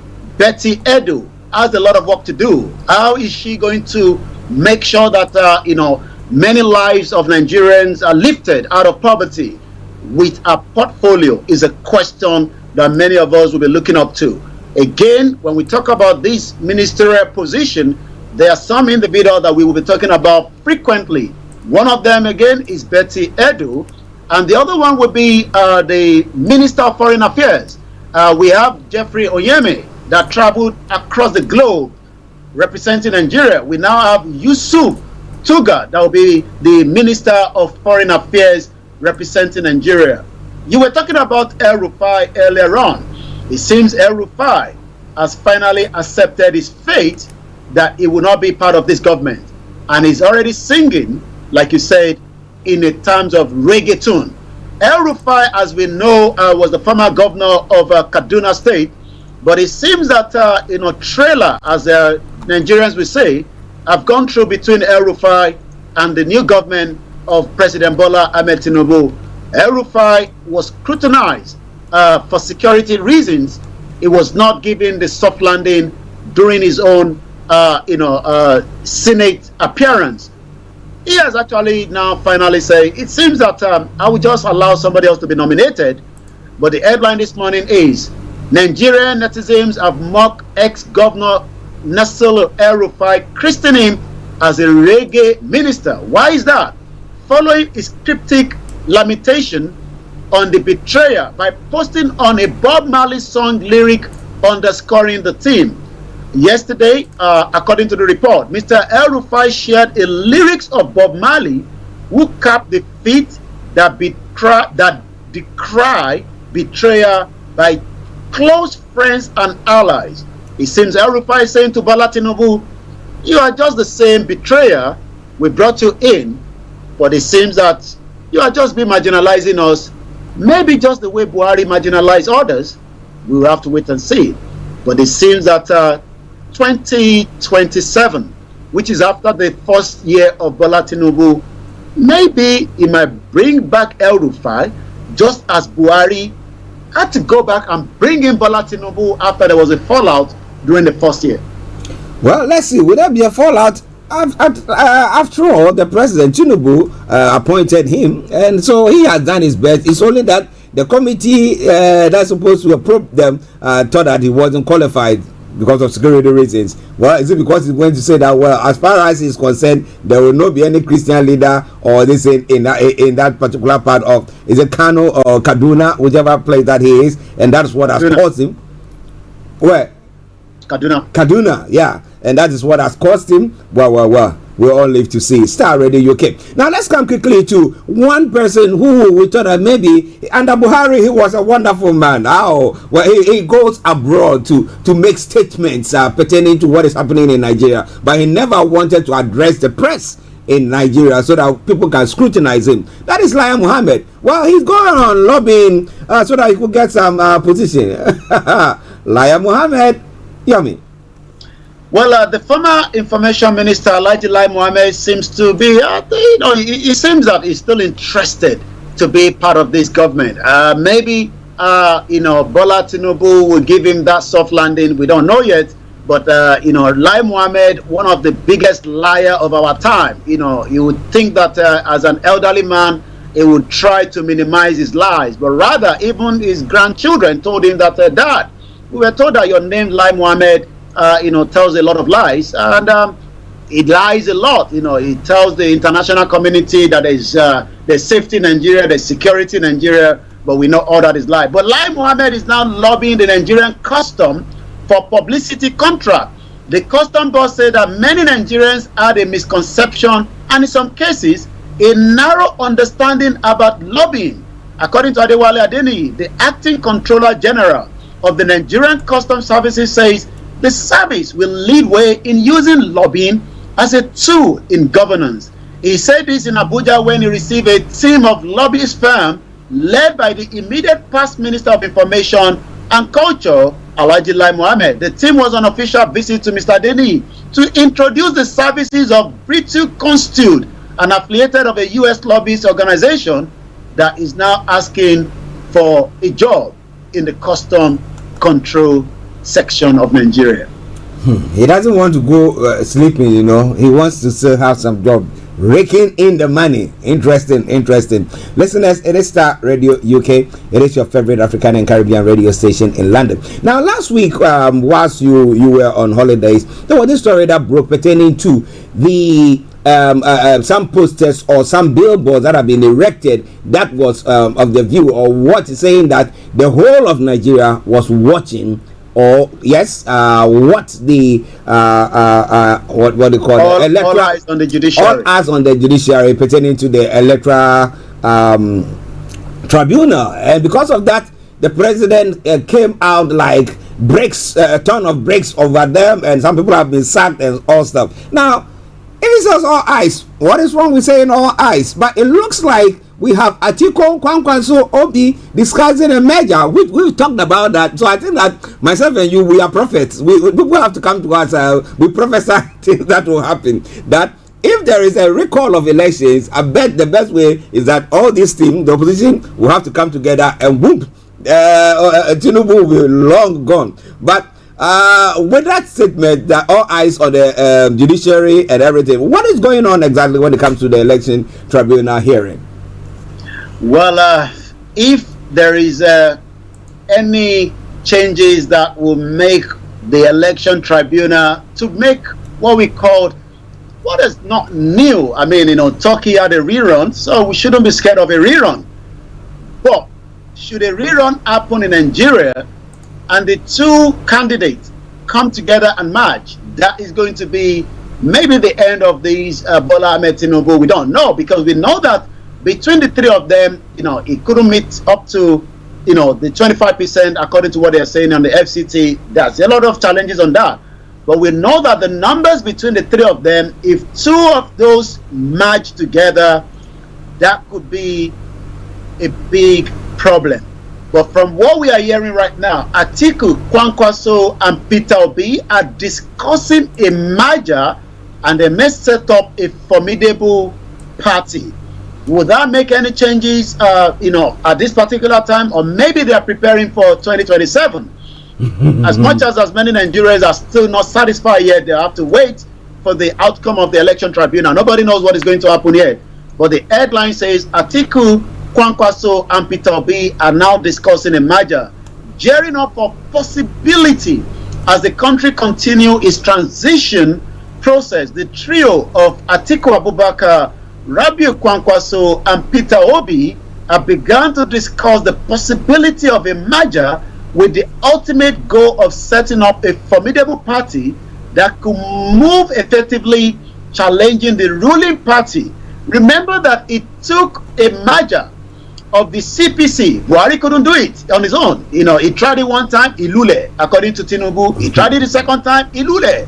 The third time, Tinubu said, come, let me teach you politics. Let's do a merger. And they were able to uplift the PDP. It seems that the PDP are now thinking the same way after not believing that Peter Obi could push.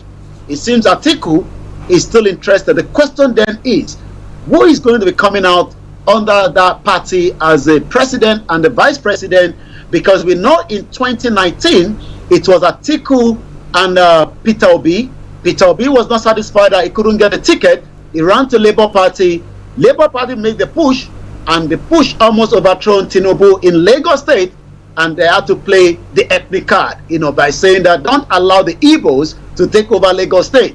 But this time around, who is going to bow down for each other between Rabiu, Atiku, and Peter Obi? And to remind our listeners, Atiku has been contesting as far back as 1993.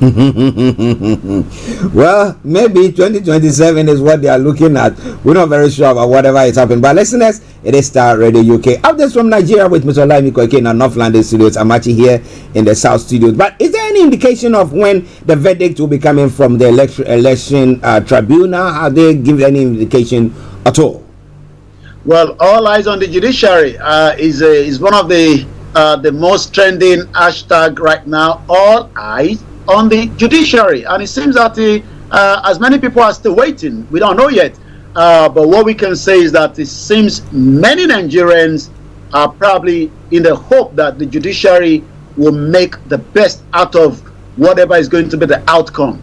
But like I said, we have to wait a little bit more longer for us to know when that is going to happen. But for now, it is still speculation what is going to be the outcome of the judiciary. And like you said, yes, there was these banner. I don't know, it seems that maybe Tinubu was driving past and his eyes caught up on it. Maybe some of the politicians that are under APC, and they were not really pleased about these banner that was erected somewhere in Abuja, and that's the banner right behind me. And the banner stated, "All eyes on the election tribunal judges, diaspora for good governance." Guess what? That was quickly removed. But before it was removed, I believe it has already served the message that those that wanted to put it there wanted it to do.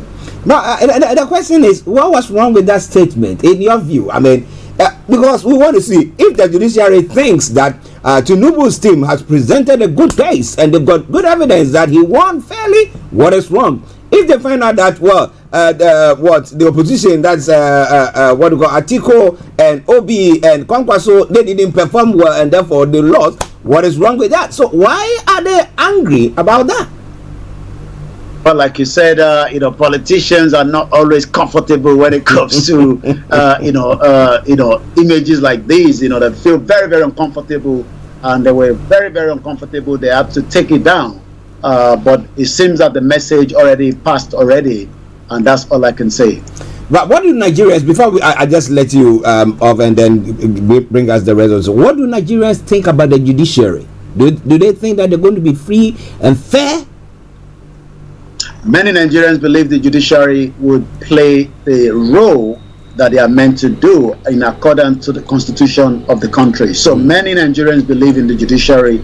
I don't believe in the judiciary because I've seen many times of such that has not gone. But this is going to be the very first case that this judiciary would prove to the international community, and that will probably be part of the reason that, according to the global peace, Nigeria is under 144 out of 163 countries where there is no peace. Iceland is the most peaceful country in the world.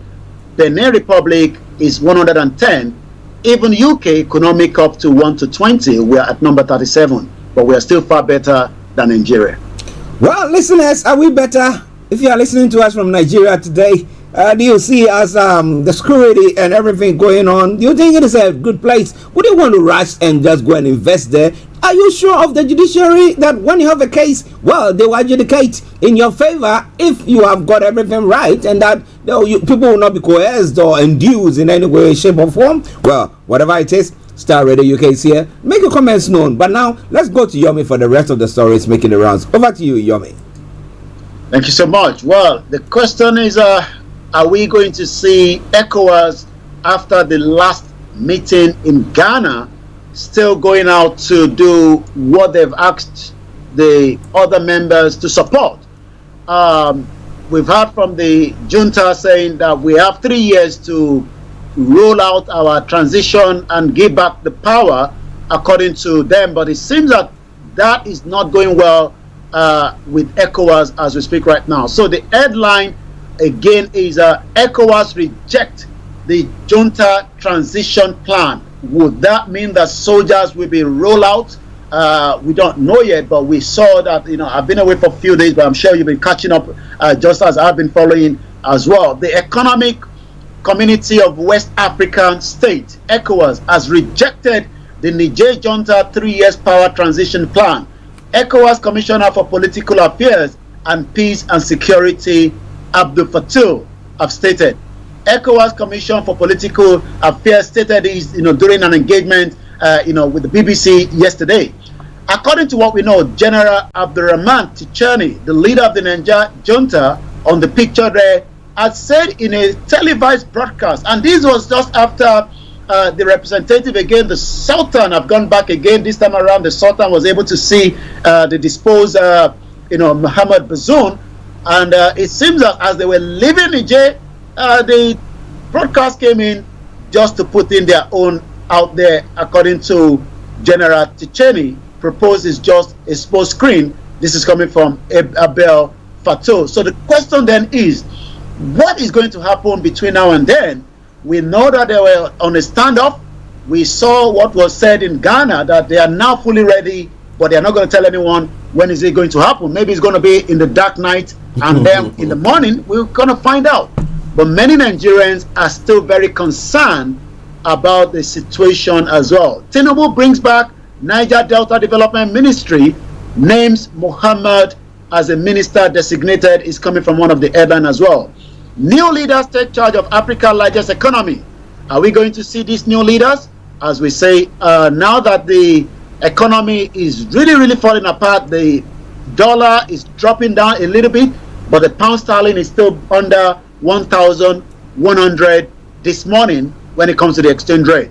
I'll be giving all the details of these after 84 days of swearing in. Tinubu finally inaugurate a 45-man cabinet. Federal government is now completing documentation exercise of this minister designated, and that means that they will be up and running in different sector, making the manifesto, as we know this morning at about 2 hours ago right now, is still ongoing at the banquet hall of the State House in Abuja. There is still the signing and the paparazzi, but the most important Nigeria wants to see is the changes in the economy, the insecurity, and that is the most important part for many Nigerians today. Let's now go straight to some of the other headlines as we have it this morning. Pandemonium as gunmen killed a retired policeman and a wife in Imo State is coming up the headline. 3 gunmen last night shot dead a couple identified as Mr. and Mrs. Sampozo Owobo in Owerri in Imo State. According to the correspondent who hailed from Edo State, was a retired assistant superintendent of police. The incident, which happened around 8 p.m.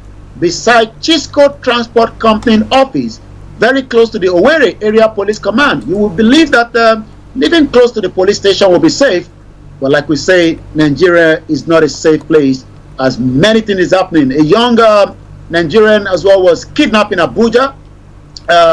She's a youth copper.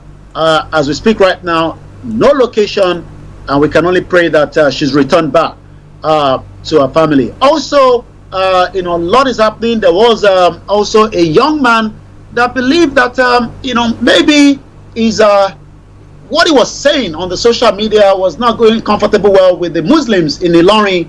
He was kidnapped. You will wonder that you can only kidnap in Nnamdi Kanu, but even within the territory of Nigeria, people get kidnapped. He was actually lured to a particular bus garage and he was kidnapped, and now he's currently facing charges. But it seems that from what Showore saying yesterday, the senior advocate of Nigeria, Femi Falana, a human rights activist and a lawyer, has now stood to file for his bail. We'll be monitoring that as well. It seems that some governors have decided that maybe because there's a lot of conversation between the Muslims, the tradition, yesterday decided to grant what they called Isheshe Day. So throughout yesterday, there was a celebration of Isheshe Day in Yoruba land, but not all the states, including Kwara State, have not accepted to be an Isheshe Day because they are saying that we don't want Isheshe. Kwara State is an Islamic state, as we know that, even though it's meant to be a Yoruba state. So we hope that some of the ministers and especially the chief judge, the Attorney General of the Federation, will be looking onto what the Constitution says, the Constitution of Nigeria, when it comes to allowing individual citizens to practice their tradition. It seems that Kwara State has now been hijacked by those that need to hijack it. But we hope that normalcy will come back into the state, because in the last couple of days there has been a lot of tension and pressure in the state. It seems that the DSS are still wondering, how did Nigerians knew about the Kaduna train attack? Remember that, some years back, about 2 years ago, if I'm right, we lost Dr. Chinelo and so many people during the terrorist attack on the Kaduna-Abuja train. Dr. Chinelo was just about 72 hours to travel to Canada from the information that we had. Then the Minister of Transportation, Rotimi Amechi, told us that, well, I advised the government that there would be an attack, but it seems that the government was not bothered, and eventually there was loss of life. Dr. Chinelo died in that particular, that's a face there. I'm sure some of you remember. But it now seems that the leaked memo that came out last week, DSS have now arrested Abuja Kaduna trade manager. According to the headline, the Department of the State Services has arrested the manager of Abuja Kaduna Train Services, Pascal Noli, following the leak of a memo warning of a possible terror attack on Abuja. Whether it was the right thing that Nigerians are told that there will be an attack, and that will put Nigerians to be security conscious. But it seems that according to the Nigerian Railway Corporation, on condition that the manager was arrested along with the operational manager Victor Adamu and so many other staff, it seems that the DSS continue to arrest many Nigerians, just as Nnamdi Kanu is still in their custody. In that memo that was signed by the director of the DSS FCT command, R.N. Adekwemu, the secret police warned train passengers to be security conscious. Maybe they should have announced that officially on the radio and television to many Nigerians, rather than allow that memo to have been leaked in the first place. But it seems that those in charge have now been arrested, and they are now also in the DSS custody. So we will be monitoring that. Let's come to London. It seems that there is a bit of confusion that Ashake has used the image of one of the female that died during one of his concerts in London a few years ago. The deceased concert goer's sister has now knocked Ashake over a video tribute. Rachel, the sister of the late Rebecca Ikumelo, has slammed the popular musician Ashake for tribute made to the deceased during his Sunday concert in London. Rebecca and a security guard, Gabriel, both died after sustaining injuries during a crowd surge at a show that was held in December last year. On Sunday, Ashake has held another concert in the city but paid tribute to deceased fans before commencing his performance. But it seems that and then he also displayed the picture on video of Ikumelo and the other guard. But it seems that the family are wondering why he would take that step without consulting them. Well, let's pray for those that have lost their family, and we hope that such incidents will not be coming again on the surface of people that are attending concert in London. Just about on the 29th, we saw Wizkid was able to pull 62,000 crowd at the Tottenham football ground. Many Nigerians, diasporans, love to visit some of these concerts, but safety measure must be put in place, and we hope that will be something that the council in UK will be looking up to. Let me come back again to you in the studio, but again, sit at home, continue in the southeast where there is less activities going on, and billions of naira lost out again. Well, listen at Starr Radio UK. Mr. Olayomi Koiki in our North London studios. I'm Archie here in the South studios, and we're bringing you updates from Nigeria before we run up. But Ashake's case, what is wrong with him? Paying tribute to somebody who lost their lives on his a tour or on his performance. I don't see anything. At times, I think our emotion takes the better side of us, and then because at least he's showing that, look, whatever, maybe they want him to maybe donate some money. He wasn't the one working on the security. He wasn't the one. All that he was up to was that he was, he'd been contracted to come there to come and perform, and that was what he was doing. So if anything, it is the organizers or the management of that particular place who should be held culpable. So I don't know why maybe the family is doing that. Maybe because I'm not the one affected directly. That is all. But Yomi, what do you think about that?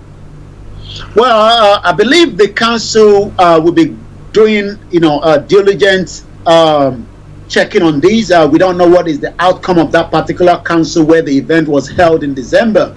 I saw the crowd. It seems that something similar was almost going to happen as well on Saturday, because I was there outside when some youths wanted to, run through the security gate and probably maybe they have ticket or not, I don't know, because I was just about a few distance away.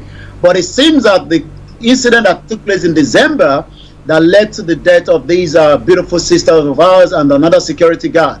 What the family believe is that if you're going to be using that for another concert, then you need to maybe take consent from the family before putting the image of their loved ones again out there. Especially, it is not even 1 year and they are still mourning. We believe that whatever took place while he was doing what is meant to be done by just saying we still love that particular person that died, but it seems the family are not pleased. But we'll have to wait and see if the Ashake is going to respond back to this particular, because this concert just took place again in London, but it seems that the concert on Sunday that Ashake held, which was yesterday, the family are already responding that she wrote, "What a sorry excuse of a tribute from Ashake.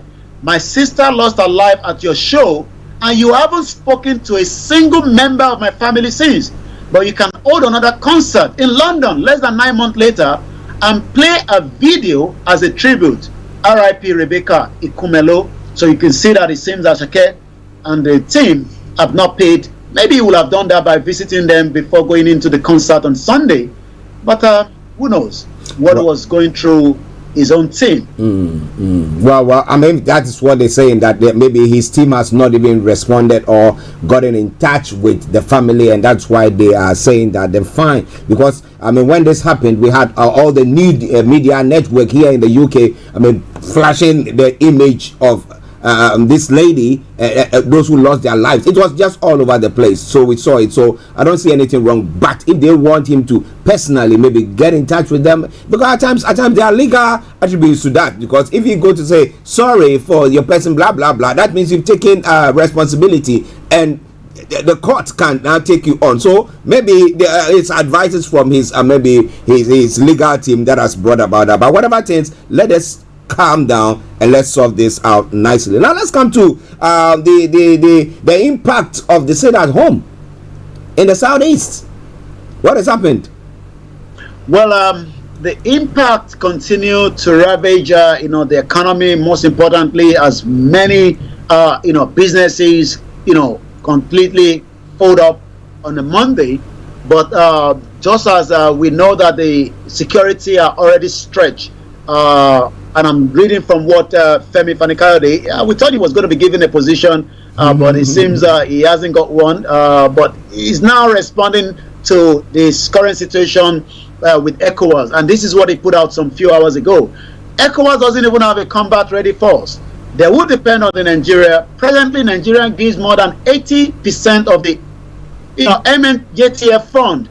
Again, Nigerian military is currently engaged in internal operation in all the 6 geopolitical zones. We only have less than 200,000 personnel. With the current economic crunch, where are their resources coming from? To depend on the Western countries that have their own interest to protect. All our IDPs and refugees are still in camps.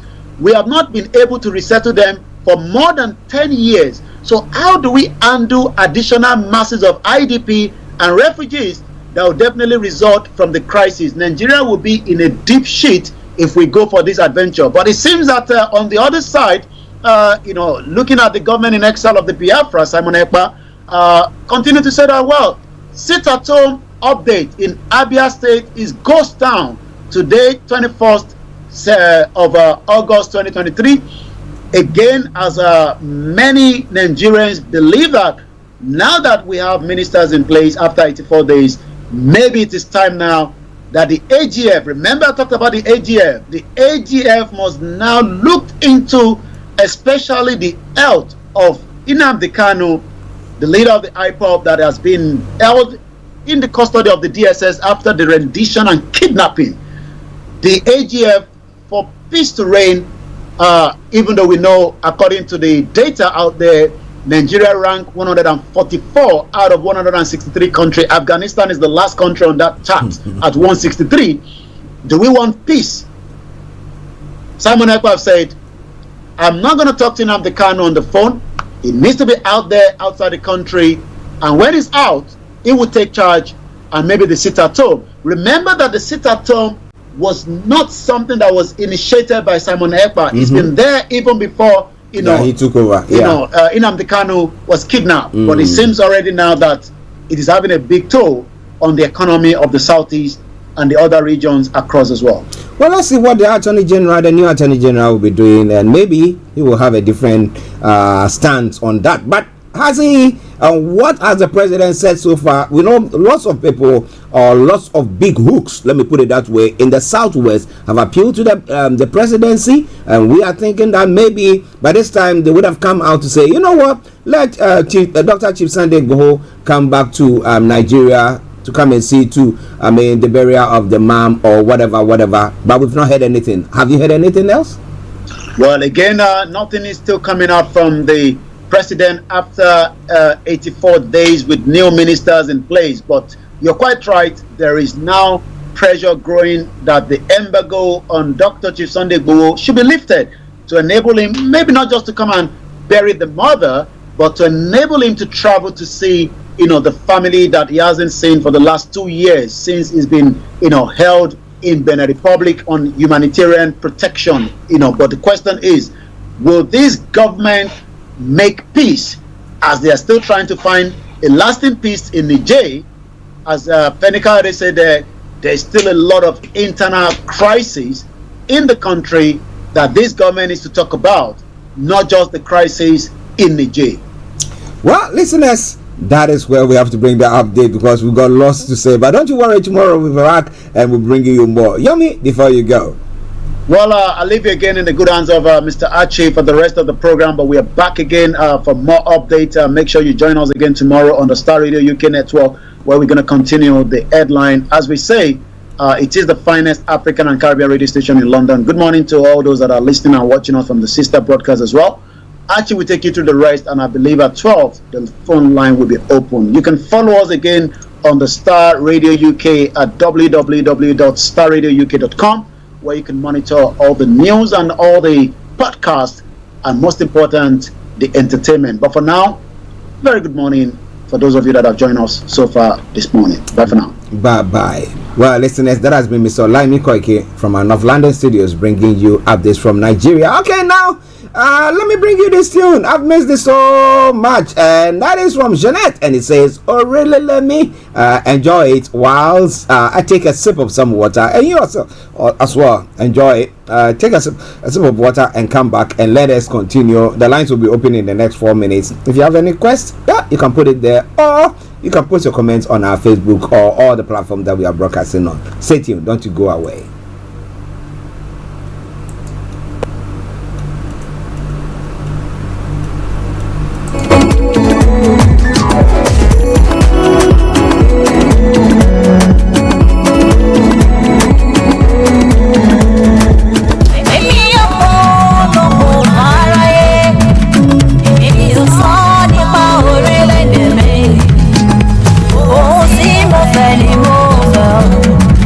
For me,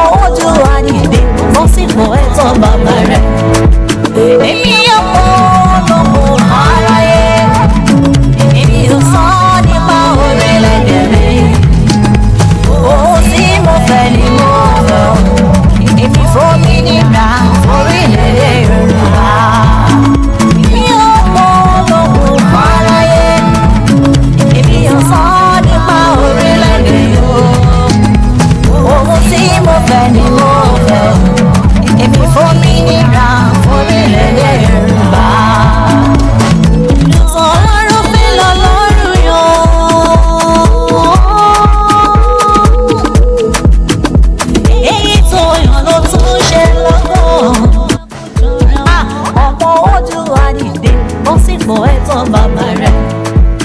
Èmi ọ̀pọ̀ lọ́kọ̀ aráyé. Okay, Starr Radio UK, your favorite African and Caribbean radio station in London. 2 minutes to the top of the hour at a time. The morning show, the program. I'm Archie. The hour was joined by Mr. Olayomi Koiki from our North London studios, where he brought you all the updates from Nigeria and just sum it up nicely with his tune from Janet. Simple Relay Demi, My Nation. And I hope that the leaders of those, the various ministers that have been appointed who are swearing the oath of office today are going to be in there to make sure that they serve the people, not to be kings and lords over their heads. Okay, now. Well. Now the lines are open. You want to hold, or you want to join in the conversation to make your voice heard? Call us on 0208133257 or 58. 0208133257 or 58, or if you happen to be in the US, Canada, or the Caribbean area, it is 001718 303-2737 001718303-2737. You can text on WhatsApp at as well as 075-3966-1744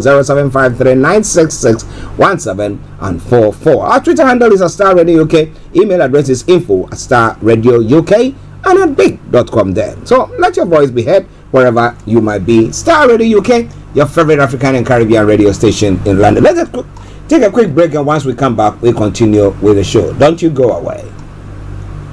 Hi guys, this is your friend Uruj from SendWave. SendWave is a money transfer app that is used by people all over the world to send money to their loved ones in Africa. With SendWave, you can send money to Ghana, Nigeria, Kenya, Uganda, and Tanzania. And the best part is, SendWave is absolutely commission free. Our exchange rates are excellent. You can see for yourself by checking them out on our website. So how do you use SendWave? SendWave is an app that you can download onto your phone from the App Store or Google Play Store. The app is free to download. After downloading it, just open the app and enter your name, email, and phone number. That's it, you're good to go. Make sure you use the promo code SR, S for Starr, R for Radio. This promo code will give you £5 free credit to send to Africa on your first transaction. Your money will be delivered to your recipient within seconds. Feel free to call me on 0749 7377 647 at any time. I'll be happy to tell you all about SendWave and help you in any way I can. Remember to use the promo code SR for £5 free credit. Medasse. Hi everyone, it's your girl BB Clement, the author of How to Go From Employee to Entrepreneur and the host of your weekly business show, BB Means Business, the show where we discuss everything you ever wanted to know about business but you were afraid to ask. How do I start my business? How do I raise the finance? How do I grow my business? Where am I going to find my customers? Join me every Tuesday at 1:30 p.m. on Starr Radio UK to get all the information and tips that you need to become a successful entrepreneur and become financially free. Remember, don't let life dictate to you. Rather, put your signature on life.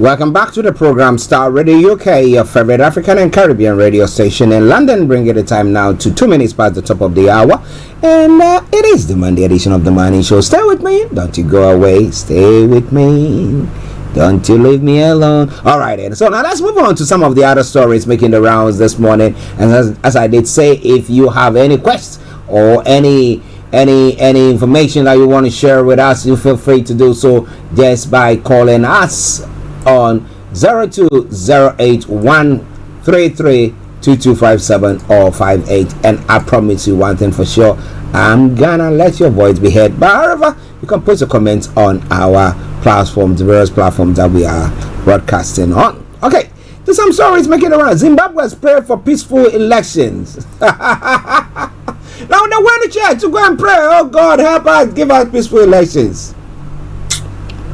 Well, God does all things.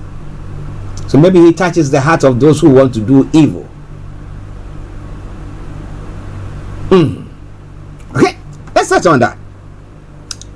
Now, numerous Zimbabweans prayed on Sunday for peace during the upcoming elections on Wednesday. A ballot announced as tense following months of opposition repression and fears of fraud. Now, politics and religion often intertwine in the South African country, though Pastor Mukaru of the Gospel Fire Cathedral says the church deals only with spiritual matters and not politics. Now, for us to prosper in everything that we do, we need a hand of God, even if you look at our life materially. That is why we encourage our people to work hard and their hands to do something, to open business, projects, whatever that can empower their lives. It is what we are encouraging our people, shares Pastor Edson Mukaro. Now, religious leaders have in the past sided with the party in power, ZANU-PF, since independence in the 1980s. However, Zimbabwe has a long history of contested elections marked by violence, and some fear a repeat of 2018 when the army opened fire on opposition demonstrators, killing 6 people. We are just praying for the peace in our nation. That our most important prayer, bigger point of prayer, the peace has to prevail in our nation, noted Milton Murray, a congregant. I just expect that we can have peace in our country, added Romin Zailin, another congregant of the Gospel Fire Cathedral. Now, Nelson Chamisa, 45, main opponent of 80-year-old incumbent President Emerson Mnangagwa, is an apostolic pastor. A journey survey conducted among 2,000 a June survey conducted by among 2,000 registered voters by Elite Africa Research put Chamisa in the lead with 47% of the vote and 38.7% for Mnangagwa. If Chamisa wins, he will be one of the youngest presidents on a continent where the median age is 18.5, but the average age of the president is 62. Mugabe, Mnangagwa's predecessor, was 93 years old at the time of his overthrow in 2017 military coup. But do you think that it's going to be a free and a fair election? That is a big question. And is it that at times you know we have main hands or forces from beyond. When I say beyond, I'm not saying that in the skies or in heaven. No. I'm talking about the Western and the Eastern Bloc and all those people, developed countries trying to infuse or doing all that, trying to push somebody that they think that the person will sing their voice or dance to their tune there and all that stuff. I mean, trying to push all those agenda in. So do you think that maybe if Chamisa should win the election, would that change the fortunes of Zimbabweans as a whole? And as far as you know, all that Zimbabweans have known is this ZANU-PF party since 1980. All that they knew was Mugabe. But do you think they got into a point where people are looking at what they are going through now and saying that there's the need for a change? And if that change is done, will it be respected? Or are we going to be having the military, the security agencies now firing against the opponents and doing all sorts with them? What do you think about all that? This is all coming your way from Starr Radio UK. It is your favorite African and Caribbean radio station in London. 7 minutes past the top of the hour at the time, the morning show, the program. Stay tuned and don't you go away. Now, another story is making the rounds in Niger. A jihadist threat difficult to measure. It's one of the stories making the rounds there. Several deadly attacks have struck Niger since 26 July coup that toppled elected President Mahmoud Bazoum, but analysts warn against hasty decisions that they are not performing well. So let's see what is going to happen there as well. Maybe they will crack down on them and maybe be able to salvage whatever is left. Now in Gabon, opposition cries foul over rule change to vote ahead of elections. Africa, my wonderful continent. Now Gabon's main opposition parties who have lined up behind a single candidate to challenge Ali Bongo Ondimba in next week's presidential vote on Sunday urge a boycott of legislative contests the same day after a last-minute change to voting rules. Now, former Educational Minister Albert Ondo Oza secured the backing of the Alternance 2023 opposition grouping on Friday, hoping to unseat Bongo, whose family has ruled the oil-rich West African state for 55 years. Now, last month, however, Gabon's Electoral Commission announced that any vote for a local deputy would automatically be a vote for the deputy presidential candidate. The move was denounced by critics as favoring the ruling Gabonese Democratic Party, since Ondo Oza is not backed by any single party and therefore will not have corresponding candidates for the parliamentary vote. Now, during a rally in Libreville, broadcast on social media, Ondo Oza and alternates 2023 officials warned of an unfair vote that violated the separation of executives and legislative powers. Well. As I did say, it's going on like no man's business. But you know what? You have all these people who at times going to sit in some church place, and some going to sit in some mosque or whatever place and say that, you know what, oh God will love you, or Allah will love you, or whatever, we are serving our people. And you ask yourself, are they really doing that? Now, I do talk about the fact that at times I talk about a democracy, and I will cite Libya as a typical example, and I will cite Iraq, okay, as a typical example. But for the West, in intervention or invasion or involvement in their way of life or rule or governance system, I think we will be having a lot of peace. But they thought, you know what, we want them to do things the way that we do things, and then that has resulted in all this that we see. We had Ali Bongo, who has been in power, or his family has been in power for 55 years.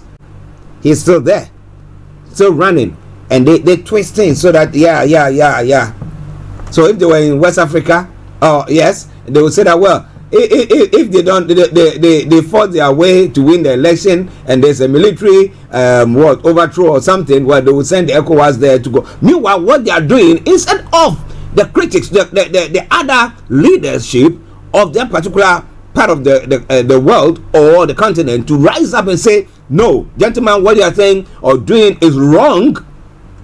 Everybody is independent, but when there's problem, we are interdependent, isn't it? Well, it's quite an interesting one. But it's all coming away from Starr Radio UK. It is your favorite African and Caribbean radio station in London. Well, it looks like Kenyans are doing some wonderful work, you know. Now, a delegation of Kenyan police officers have arrived in Haiti on Sunday. Nearly a dozen senior police officers left the Toussaint-Louverture International Airport in the capital, Port-au-Prince, in armored cars heading to the U.S. Embassy. The Kenyan officers are on a reconnaissance mission to Haiti following the country's offer to help Haitian National Police in the fight against gang violence. On Friday, UN human rights officials denounced what they called the extreme brutality of gangs in Haiti, with thousands fleeing several neighborhoods in the country's capital this week amid a surge in violence. Now, from January 1 until August 15, more than 2,400 people in Haiti were reported killed, more than 950 kidnapped, and another 902 injured, according to Ravina Shamdasani, spokesperson for the UN High Commission for the Human Rights. Now, the question is, why hasn't the West sent its troops there to see to it that there is peace in that part of the world? Why haven't they sent the American troops there to instill some peace or sort of there? Is it because they don't have anything? Is it? But when it came to Niger, because of the resources that Niger has, now you see what France is doing, and everybody, and they say, oh, get in there, go and invade them and do all that stuff. Wow. This is Starr Radio UK, and this is the Monday edition of the morning show. 12 minutes past the top of the hour at the time. I am Archie. We'll bring you everything else that you gotta know, that you need to know. Right? Somebody say, right. Okay then. Now in Somalia, Somalia has banned TikTok and Telegram to curb terrorist propaganda. Now, the Somali government on Sunday ordered a ban on TikTok, Telegram, and an online betting site, claiming that these platforms were being used by terrorists for propaganda purposes. The decision comes ahead of the second phase of the military offensive against the radical Islamist Shebab, who have been waging a bloody insurrection against the central government in Mogadishu for more than 15 years. In a statement, the Ministry of Communication and Technology said it had ordered internet providers to cut off access to 3 platforms by the 24th, failing which legal action will be taken, the nature of which was not specified. This is all coming your way from Starr Radio UK, your favorite African and Caribbean radio station in London.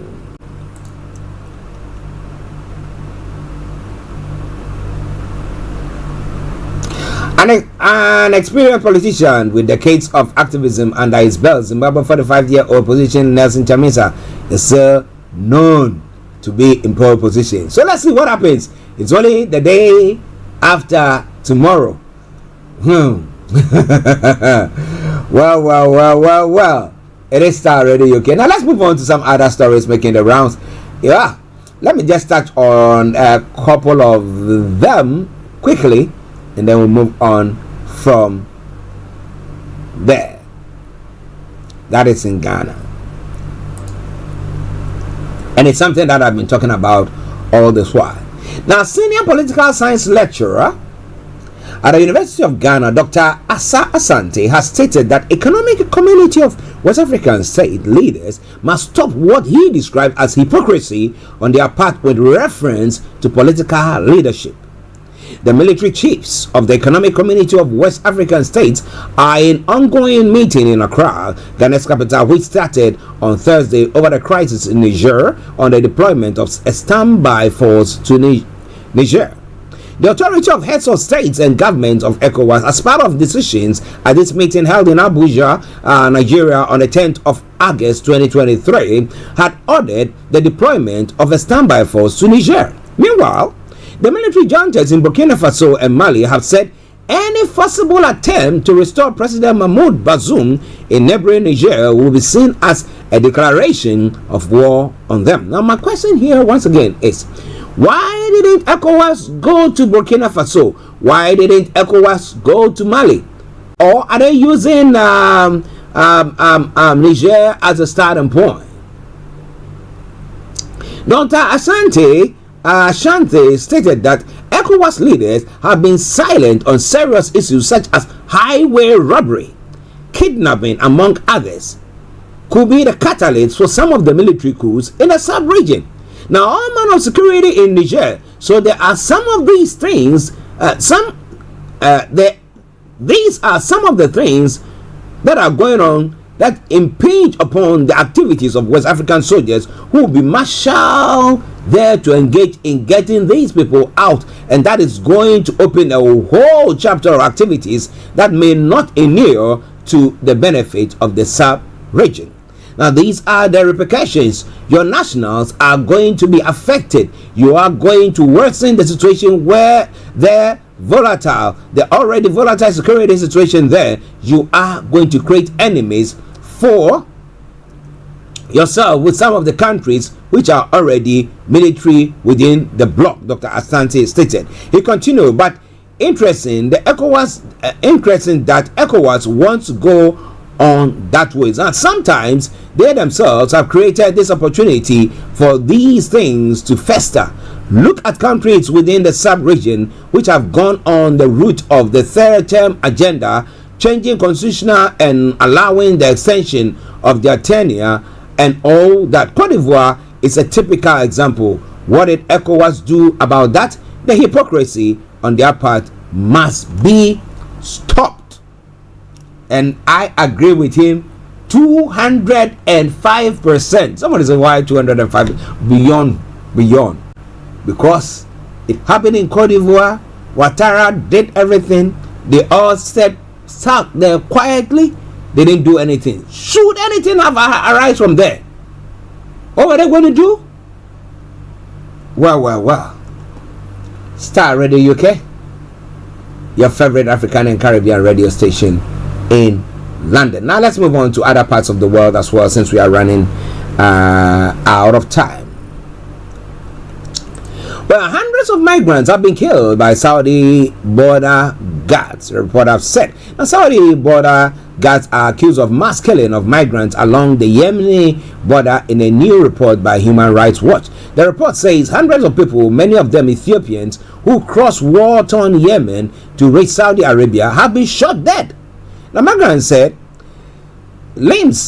some have their limbs severed by gunfire and saw bodies left on the trails. Now, Saudi Arabia had previously rejected allegations of systematic killings. The Human Rights Watch report titled "They fired on us like rain" contains graphic testimony from migrants who say they were shot at and sometimes targeted with explosive weapons by Saudi police and soldiers on Yemen's rugged northern border with Saudi Arabia. Migrants contacted separately spoken of terrifying nighttime crossing during which large groups of Ethiopians, including many women and children, came under fire as they attempted to cross the border in search of work in the oil-rich kingdom.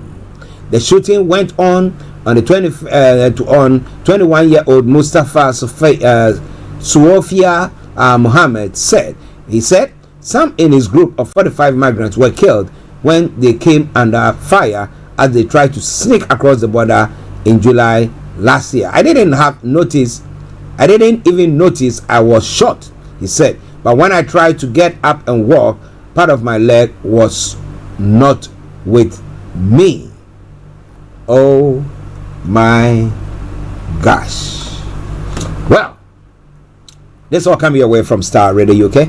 It is your favorite African and Caribbean radio station in London. We'll be running up pretty soon, so stay tuned and don't even think of touching the dial. I'll be taking you to Cyprus, where our own HRH Linda Pallien is this morning once again to bring you everything that you need to know. Okay.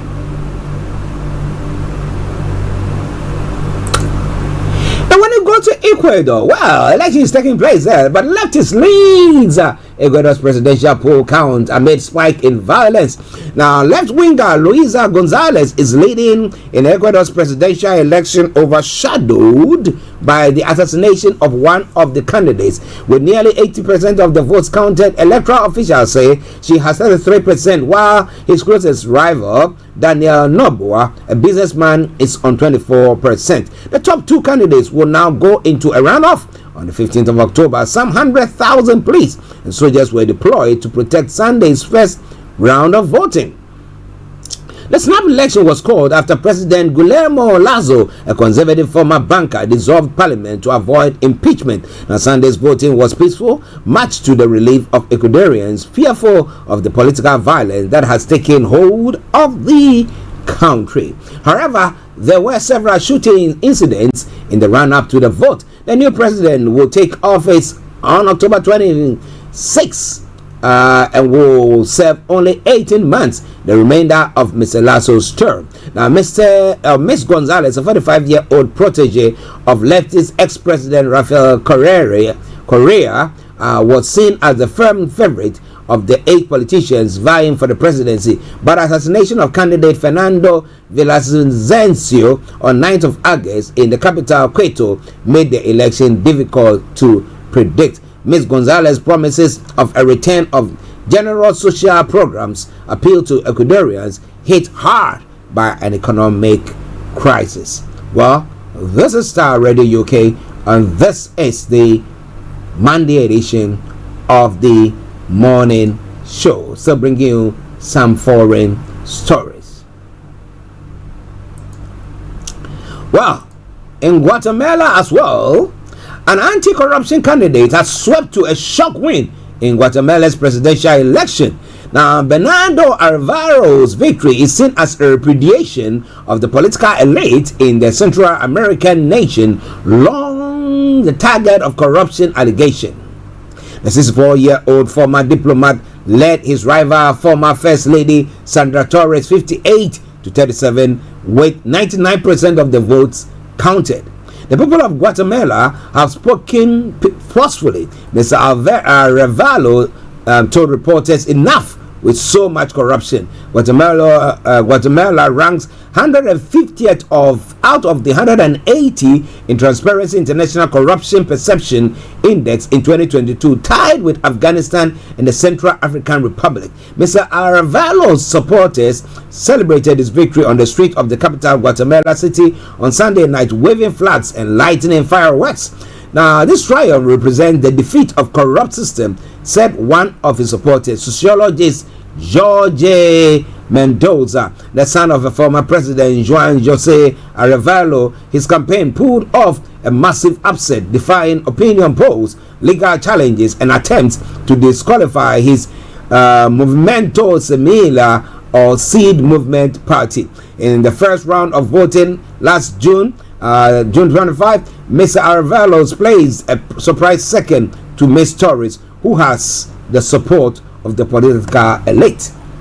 But you know, interestingly, like you take a case of what is happening in Zimbabwe, where yesterday Zimbabweans went to church, they went to pray to seek the face of God, which is good.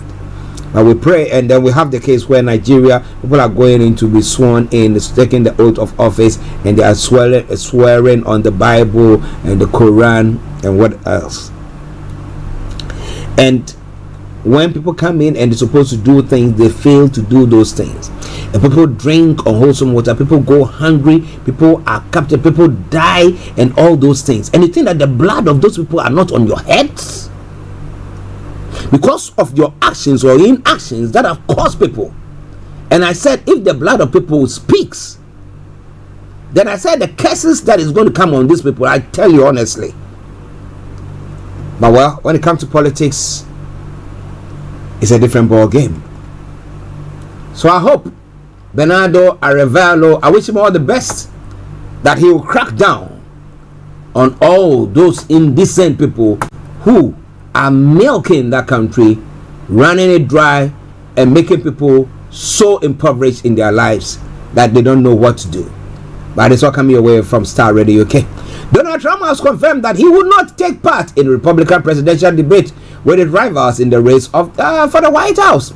The ex-president said one latest poll showed he had legendary numbers ahead of other hopefuls to be the party's nominee for the 2024 election. The public knows who I am, what a successful presidency I had, Mr. Trump, 77, wrote in a post on social media.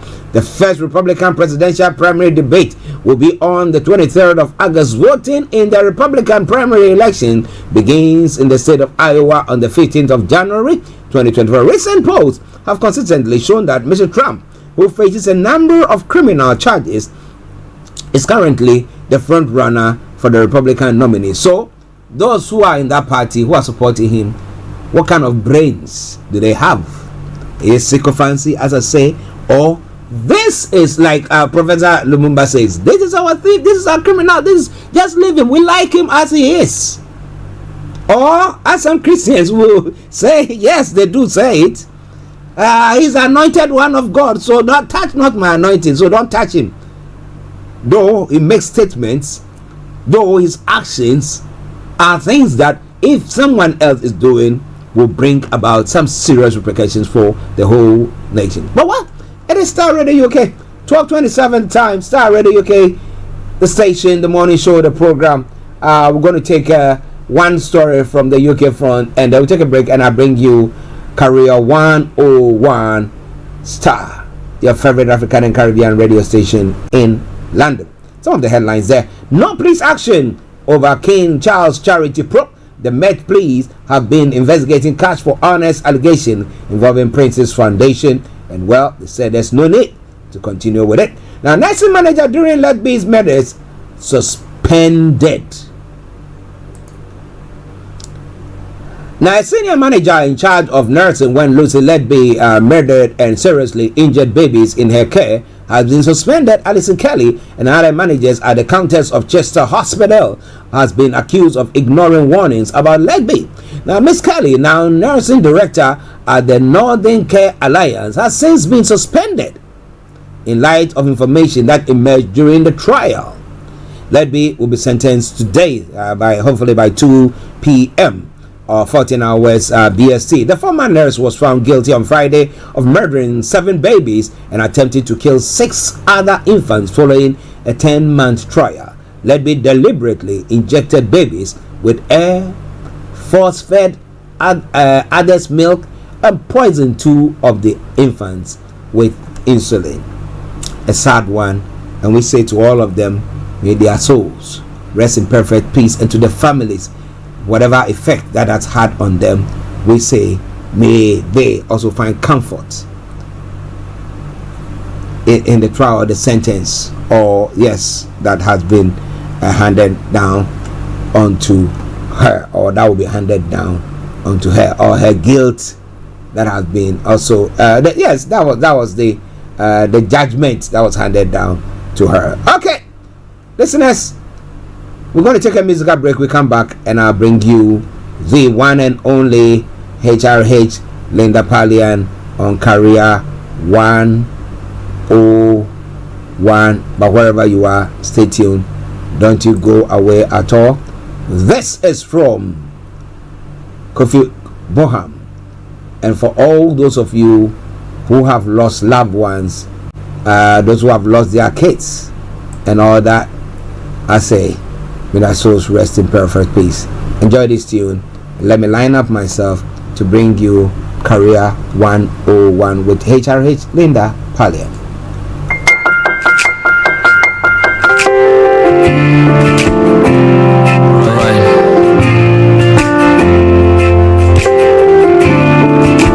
Letter to the broken. This is Starr Radio, UK. Broadcasting worldwide, online 24/7. Don't get discouraged. I see you fighting all the demons in your life that have wreaked heavy carnage.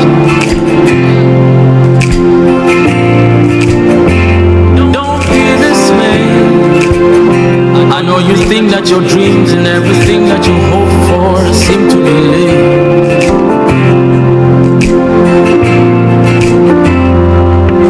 Yeah, looks like your problems don't seem to go nowhere. Just take a deep breath. People talk about you, it's got you feeling down and really stressed. Don't tell me you don't know the trouble that I've been going through. You self don't know, see the same thing they go through. Me self, how they go through too.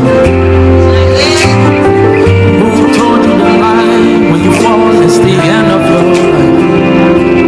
I heard a whisper from above. I prayed over your life. Broken pencil still right. Keep on writing. And falling soldiers still rise. So keep on fighting. One day you'll lift up your eyes to the skies and your light to be shining. One day you will win. One day you will win. Broken pencil still right. So keep on writing. The falling soldiers still rise. So keep on fighting. One day you'll lift up your eyes to the skies and your light will be shining. One day you will win. Yeah. One day you will win. So snap on it.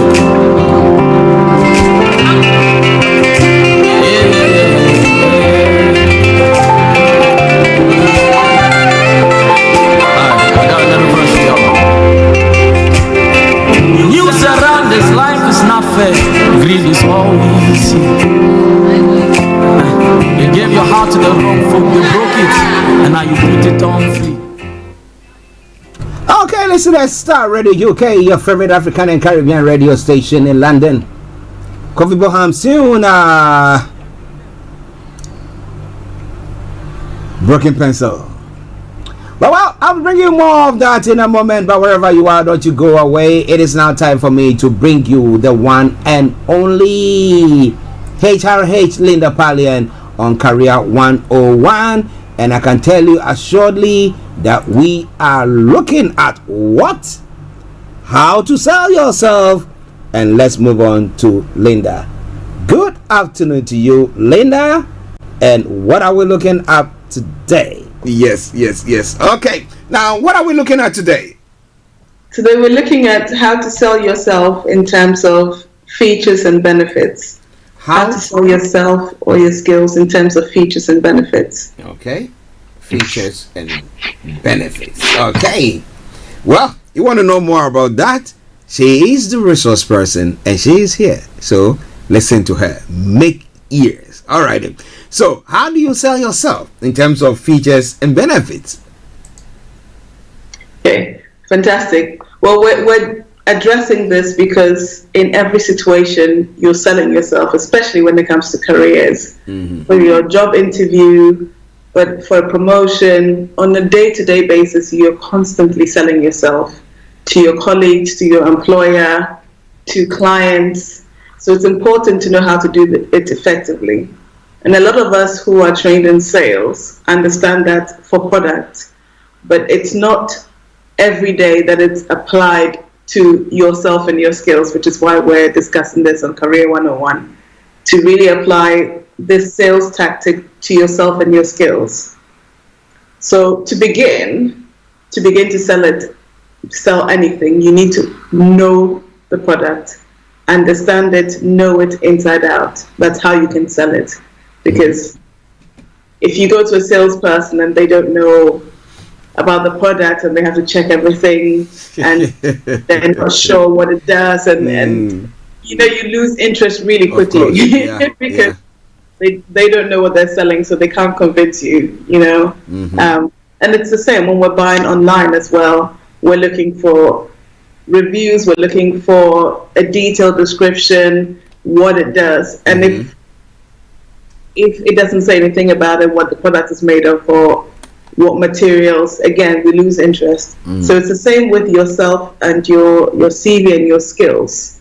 You really want to give as much detail as possible, relevant detail to whatever it is you're applying for or whoever it is you're trying to convince. So definitely the first thing to notice, know your worth. Know your worth. I'm worth this much. And you can calculate your worth as a person, as a professional, through the skills that you've got, the experience you've got, the knowledge you've acquired, how much you've invested in this particular field. All of that sums up your worth, plus your perceived value in the marketplace, which is your salary, how much you get paid for it. So all of those are great indicators of how much your skills are worth in the marketplace. Okay, so would you a quick one on that front? Would you say that knowing yourself will be something like having your CV, exactly? I mean, enumerating stuff like that. Would you match it that way? Yes, your CV is part of knowing your worth because it lists everything that you've done. But again, a CV is 2 pages, and if you have a lifetime of 50 years, 40 years, 20 years even, that's a long time with all the skills and everyday experience we get. So a CV is a very short summary of it, but this is why you need other documents like your portfolio, this is why I'm hot list, or the compliments, your references. All of those help you to know your worth, plus of course how much you're getting paid. And sometimes if you're being underpaid, it's better to peg your worth to the value of your skills in the marketplace. So if you think I can do the job of a manager, then that is your worth.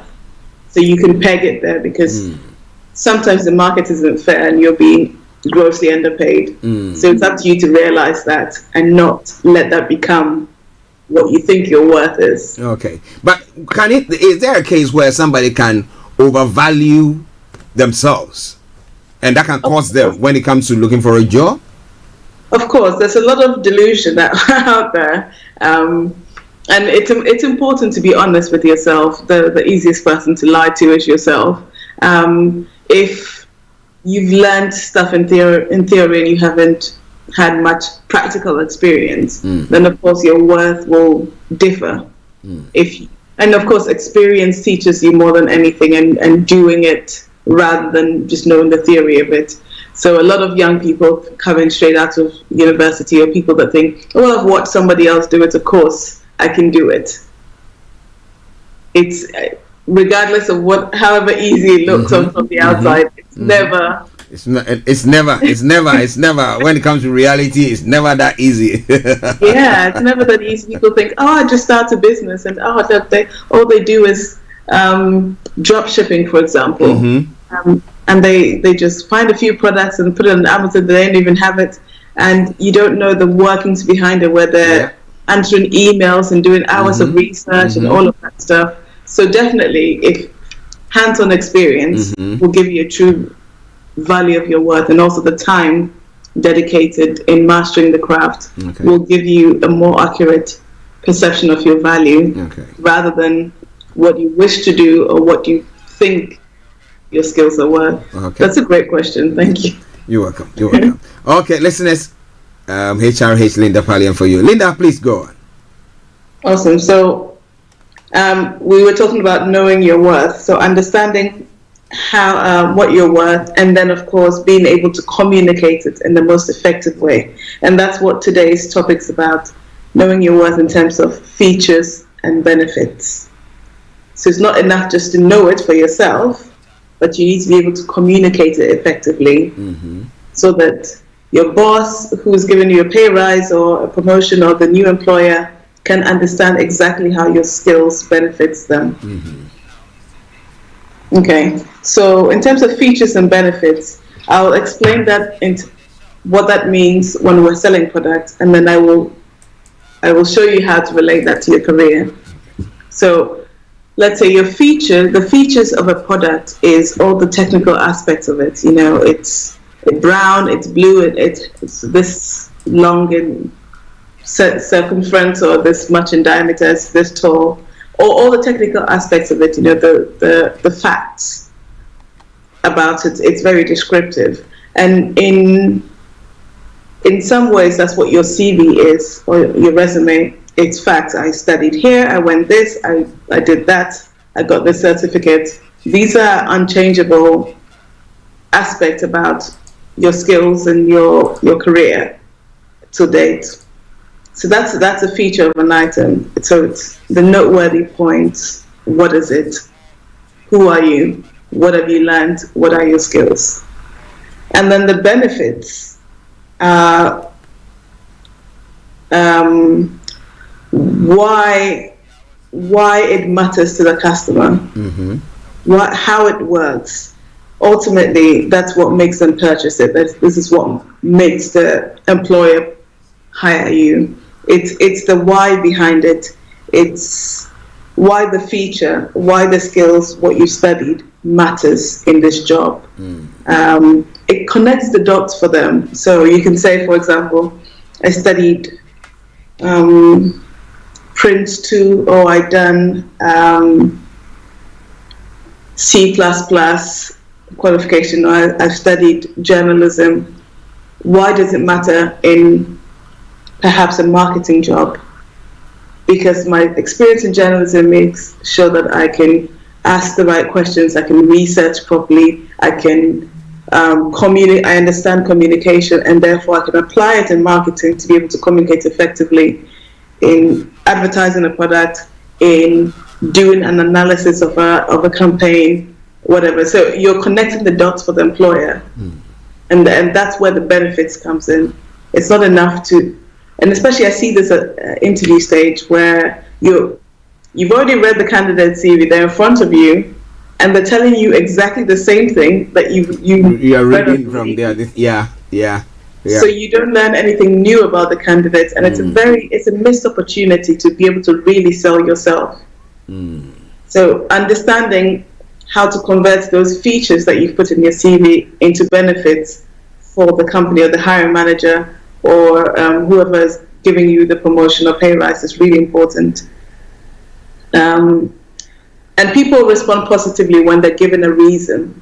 If you need any reason why to communicate in benefits, if I say I'm going to get an iPhone 13, that's a statement. If I say this iPhone 13 is going to help me make the best vlogs or take the best pictures, which would then boost my Instagram, which would boost my followers and convert into sales, then there's a justification for why you're getting the latest iPhone or whatever it is. So understanding that giving a reason would help an employer buy into what you're selling. And when you're at an interview, you're selling yourself. So let's not make sales a dirty word. I know a lot of people are still scared of the word selling, but that's ultimately what we're doing. And just because you know why your product or your skills will make the employer, will be useful to the employer, doesn't mean they know. Okay. Okay.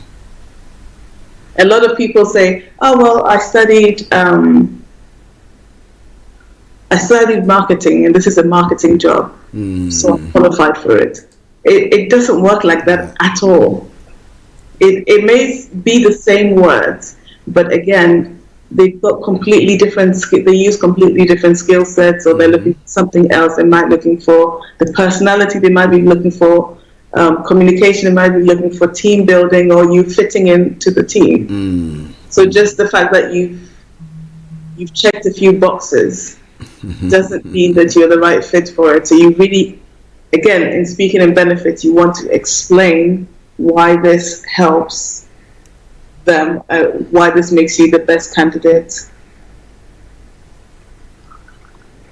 That's about it. Yeah. Okay. Now, interestingly, let me ask you a question pertaining to that. Do you think that maybe, when there are people who are apologies to listeners, it seems my camera is frozen, but just bear with me.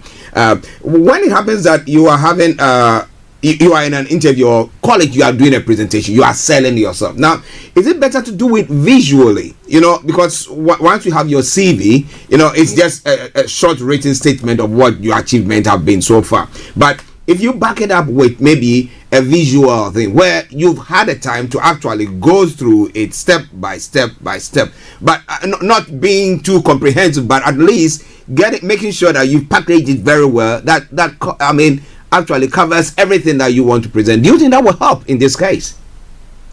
When you say visually, are you talking about making a video? Video. Okay. Yes, but not necessarily. There's two things there when you were asking the question. As many of the 5 senses you can involve, the better it is for learning anything. And it's the same for learning about someone or understanding someone. So if you can use touch, smell, sight, taste, all of the senses, it helps. Auditory, it helps to make you sticky in their mind. When it comes to CVs, and your question, a video is definitely worth more than just the written document, because of the video, that it's more experiential. You get to fit a lot more in. It's easily digestible, and it's generally better than reading. But the constraint is that you might not have a laptop available or an iPad to be able to show, or they might not have the time to watch it there. And if you're in a panel with 10 people and you're going to show them on your little phone, that is a no. You're irritating them more. Or if you're sending them a link to click. Yeah, I wouldn't have time to do that. It doesn't always work, but if you come prepared and you've requested a screen to be able to show to them, again, that could really work in your favor. So it depends how it's done as well. Okay. And then another way of visually is doing graphs, doing adding colors, maybe colors, all of that. So the more you can pack in, the better. But know the audience. Yeah. And if you're going to use a lot of graphs and then it becomes too analytical, then you'll lose everyone else who's not an analytical learner. Yeah. So being able to balance it so that there's a bit of talking, there's a bit of facts, and then there's more detail for the analytical people. So if you do that, that's awesome. Covering all the areas so that everyone in there will have a bit of satisfaction in there. Yeah, I've seen it's fashionable these days to have all of these 5-star ratings and bar charts on TV, and I think the old-fashioned soul in me thinks it's very lazy. It's very lazy and very ambiguous, and I personally don't like it. If you tell me I've studied, for example, English language, and I've done my ECDL or my IELTS, and I got this point, and you want to demonstrate it visually, fine, because then I have an international scale to work with. But if you're telling me that your knowledge of typing is 3 out of 5 stars, well, what does that actually mean? it makes no sense to me, and I just think it's such a lazy way of communicating. It's very ambiguous and ineffective. And I've seen a lot of like communication, and they put 3 dots. Or don't do that, please. Like, just write. I mean, I would rather it be numerically and gone 8 out of 10, 10 being proficient, and whatever, and especially language skills as well. So again, understanding that the ultimate aim of the document is to communicate, and if they can leave room for doubt or it raises more questions, don't put it in there. Okay. Wow. Listeners, another wonderful presentation by Linda this afternoon, and today we were looking at how to sell yourself in terms of features and benefits. Have you benefited from it? Well, if you've not, then I think you are living on another planet, But if you really want to go up when it comes to your job front or your career, then this is very, very important. You have to be listening to these programs. The podcast is going to be ready in the next few minutes. However, there are resources that she has come by, or she has written, that will help you. We are here not to just sit on just like any day and just have a discussion. We could have done other things to make ourselves happy. However, we think that it's very important that especially our kind will be able to rise up in our careers and in our profession, and that is why we bring this program to you every Monday. But she's got the books, and let me ask you the question: is this also in the book? Absolutely. I just closed the page. It was it was taken from the Career Success book about selling yourself. There's a whole chapter on it, and about how to come to understand your worth, how to rank, what's a feature, what's a benefit. So this is definitely a comprehensive manual for those people that want to sell themselves or excel, get a pay rise. I mean, this is a good resource before going into an interview or going to a salary negotiation. And it really helps you to be able to crystallize your idea so that people can buy into it, and you don't get shaken or beaten off your path by one little objection. We even talk about objection handling in this book as well. So if they say, well, you're overqualified or underqualified, then you've got responses here as well that will help you in the book. It is a very good resource, but if you are listening to us, Linda will just sum up quickly what we have talked about today, and then she will talk about the books. They are there, they are available. But our kind, let me say good afternoon to BB Clement. She sent a post yesterday, and I looked at it and I said it's true, because we just look at the cover of a book, we just look at the cover of it, and we finish. But what is in there, the details in there that will help us, we never want to look at it. And so we seem to be, let me say, cheating our own selves. But I don't want it to be your story. So Linda is going to sum up, and then she'll talk briefly about the books as well. Over to you, Linda. Fantastic. Today we've been talking about selling yourself in terms of features and benefits. And wherever you are in the world, it's the same human behavior, when it talks about selling and convincing someone that you're worth their time, you're worth the scholarship, they should give you that internship, they should give you that apprenticeship, they should invest their time in you, even if it's a volunteering opportunity, you need to be able to convince them why it will benefit them as well as you. Okay, you're the one that needs it. So the quicker you learn how to sell yourself effectively, the more opportunities and doors that opens for you, which is why we've been talking about selling yourself. We spoke about not just listing the features, but the benefits as well. And I'll give you an example, actually. I had someone on Facebook Marketplace, I was selling a printer. And this is a really good printer, and I didn't need it because I had just bought another one. And they offered me half price. And a lot of people wanted this printer, you know, I had so many messages. But this one person said, hey, I'm a student, I'm studying this at this university. This printer will really help me out, and I can't afford your asking price. But if I can offer this, you would really be helping me out. Wow. It's completely different to, I need a printer, will you take £20? Yeah. You know, and appealing to your emotions there. Yeah. Wow. But also what they're going to use it for. You know, and that's the difference between someone going, no, it's not what it costs triple the price. Why would I? Or okay, fine. I mean, it may be true, it may not be true. Yeah. The point is communicating so that you get the job or you get the opportunity. So when we're talking in terms of benefits, how does it work? Why does this matter for the end user? People all respond when they're given a reason. These are all the reasons why you need to communicate in benefits as well as features. Features are important because if I need someone who's got a minimum level of English, no matter how much great Swahili you write, it doesn't help. Once you meet the minimum criteria, then which are the features, this, that, then you want to talk about benefits and speak in a way that will convince them that you're worth their time. Wow. Okay, now let's talk about the books, please.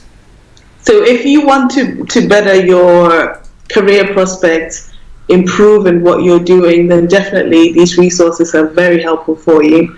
There's 3 books on careers and business as well. If you're an aspiring entrepreneur, don't let the title deter you. It's really, really self-starting entrepreneurial stuff that's broken down so that you can advance your career or your business at whatever level, even if you're just thinking of starting it.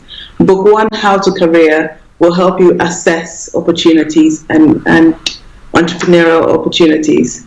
Book 2 will help you grow at the stage that you're at. So if you're moving from one pay level to another, if you're looking to change opportunities, and it'll help you sell yourself, how to network, how to create opportunities for yourself, how to speak with impact and communicate with impact, how to think outside of the box. So career success is all of that in a package. And then of course the workbook will keep you on track on your goals. Whatever your goals are, you outline it there.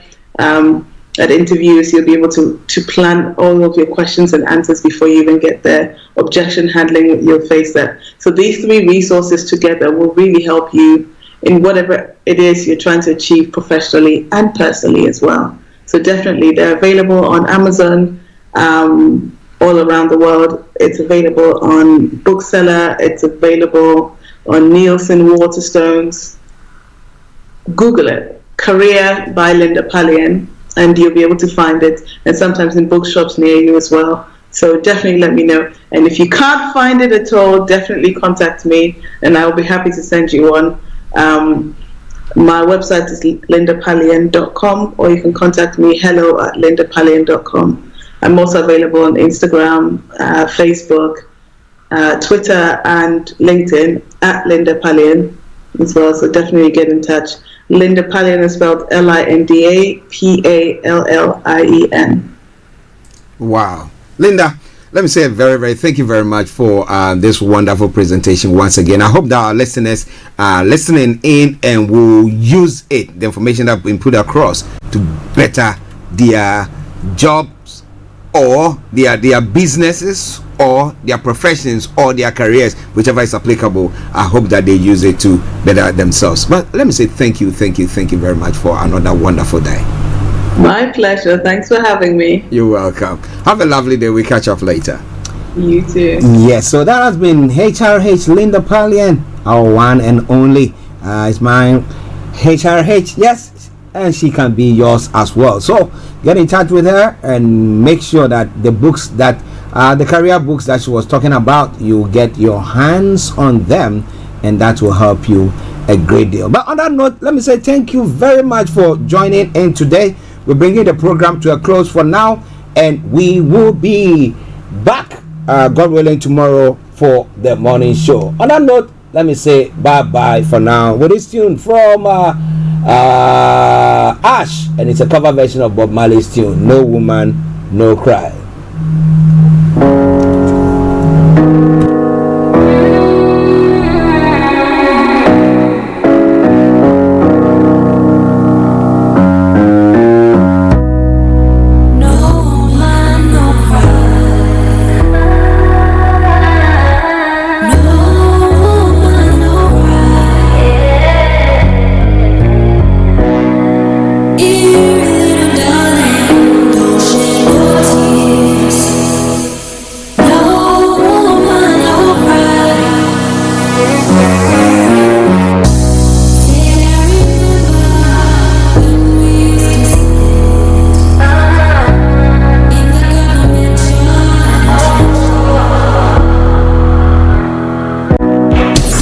Thanks for listening.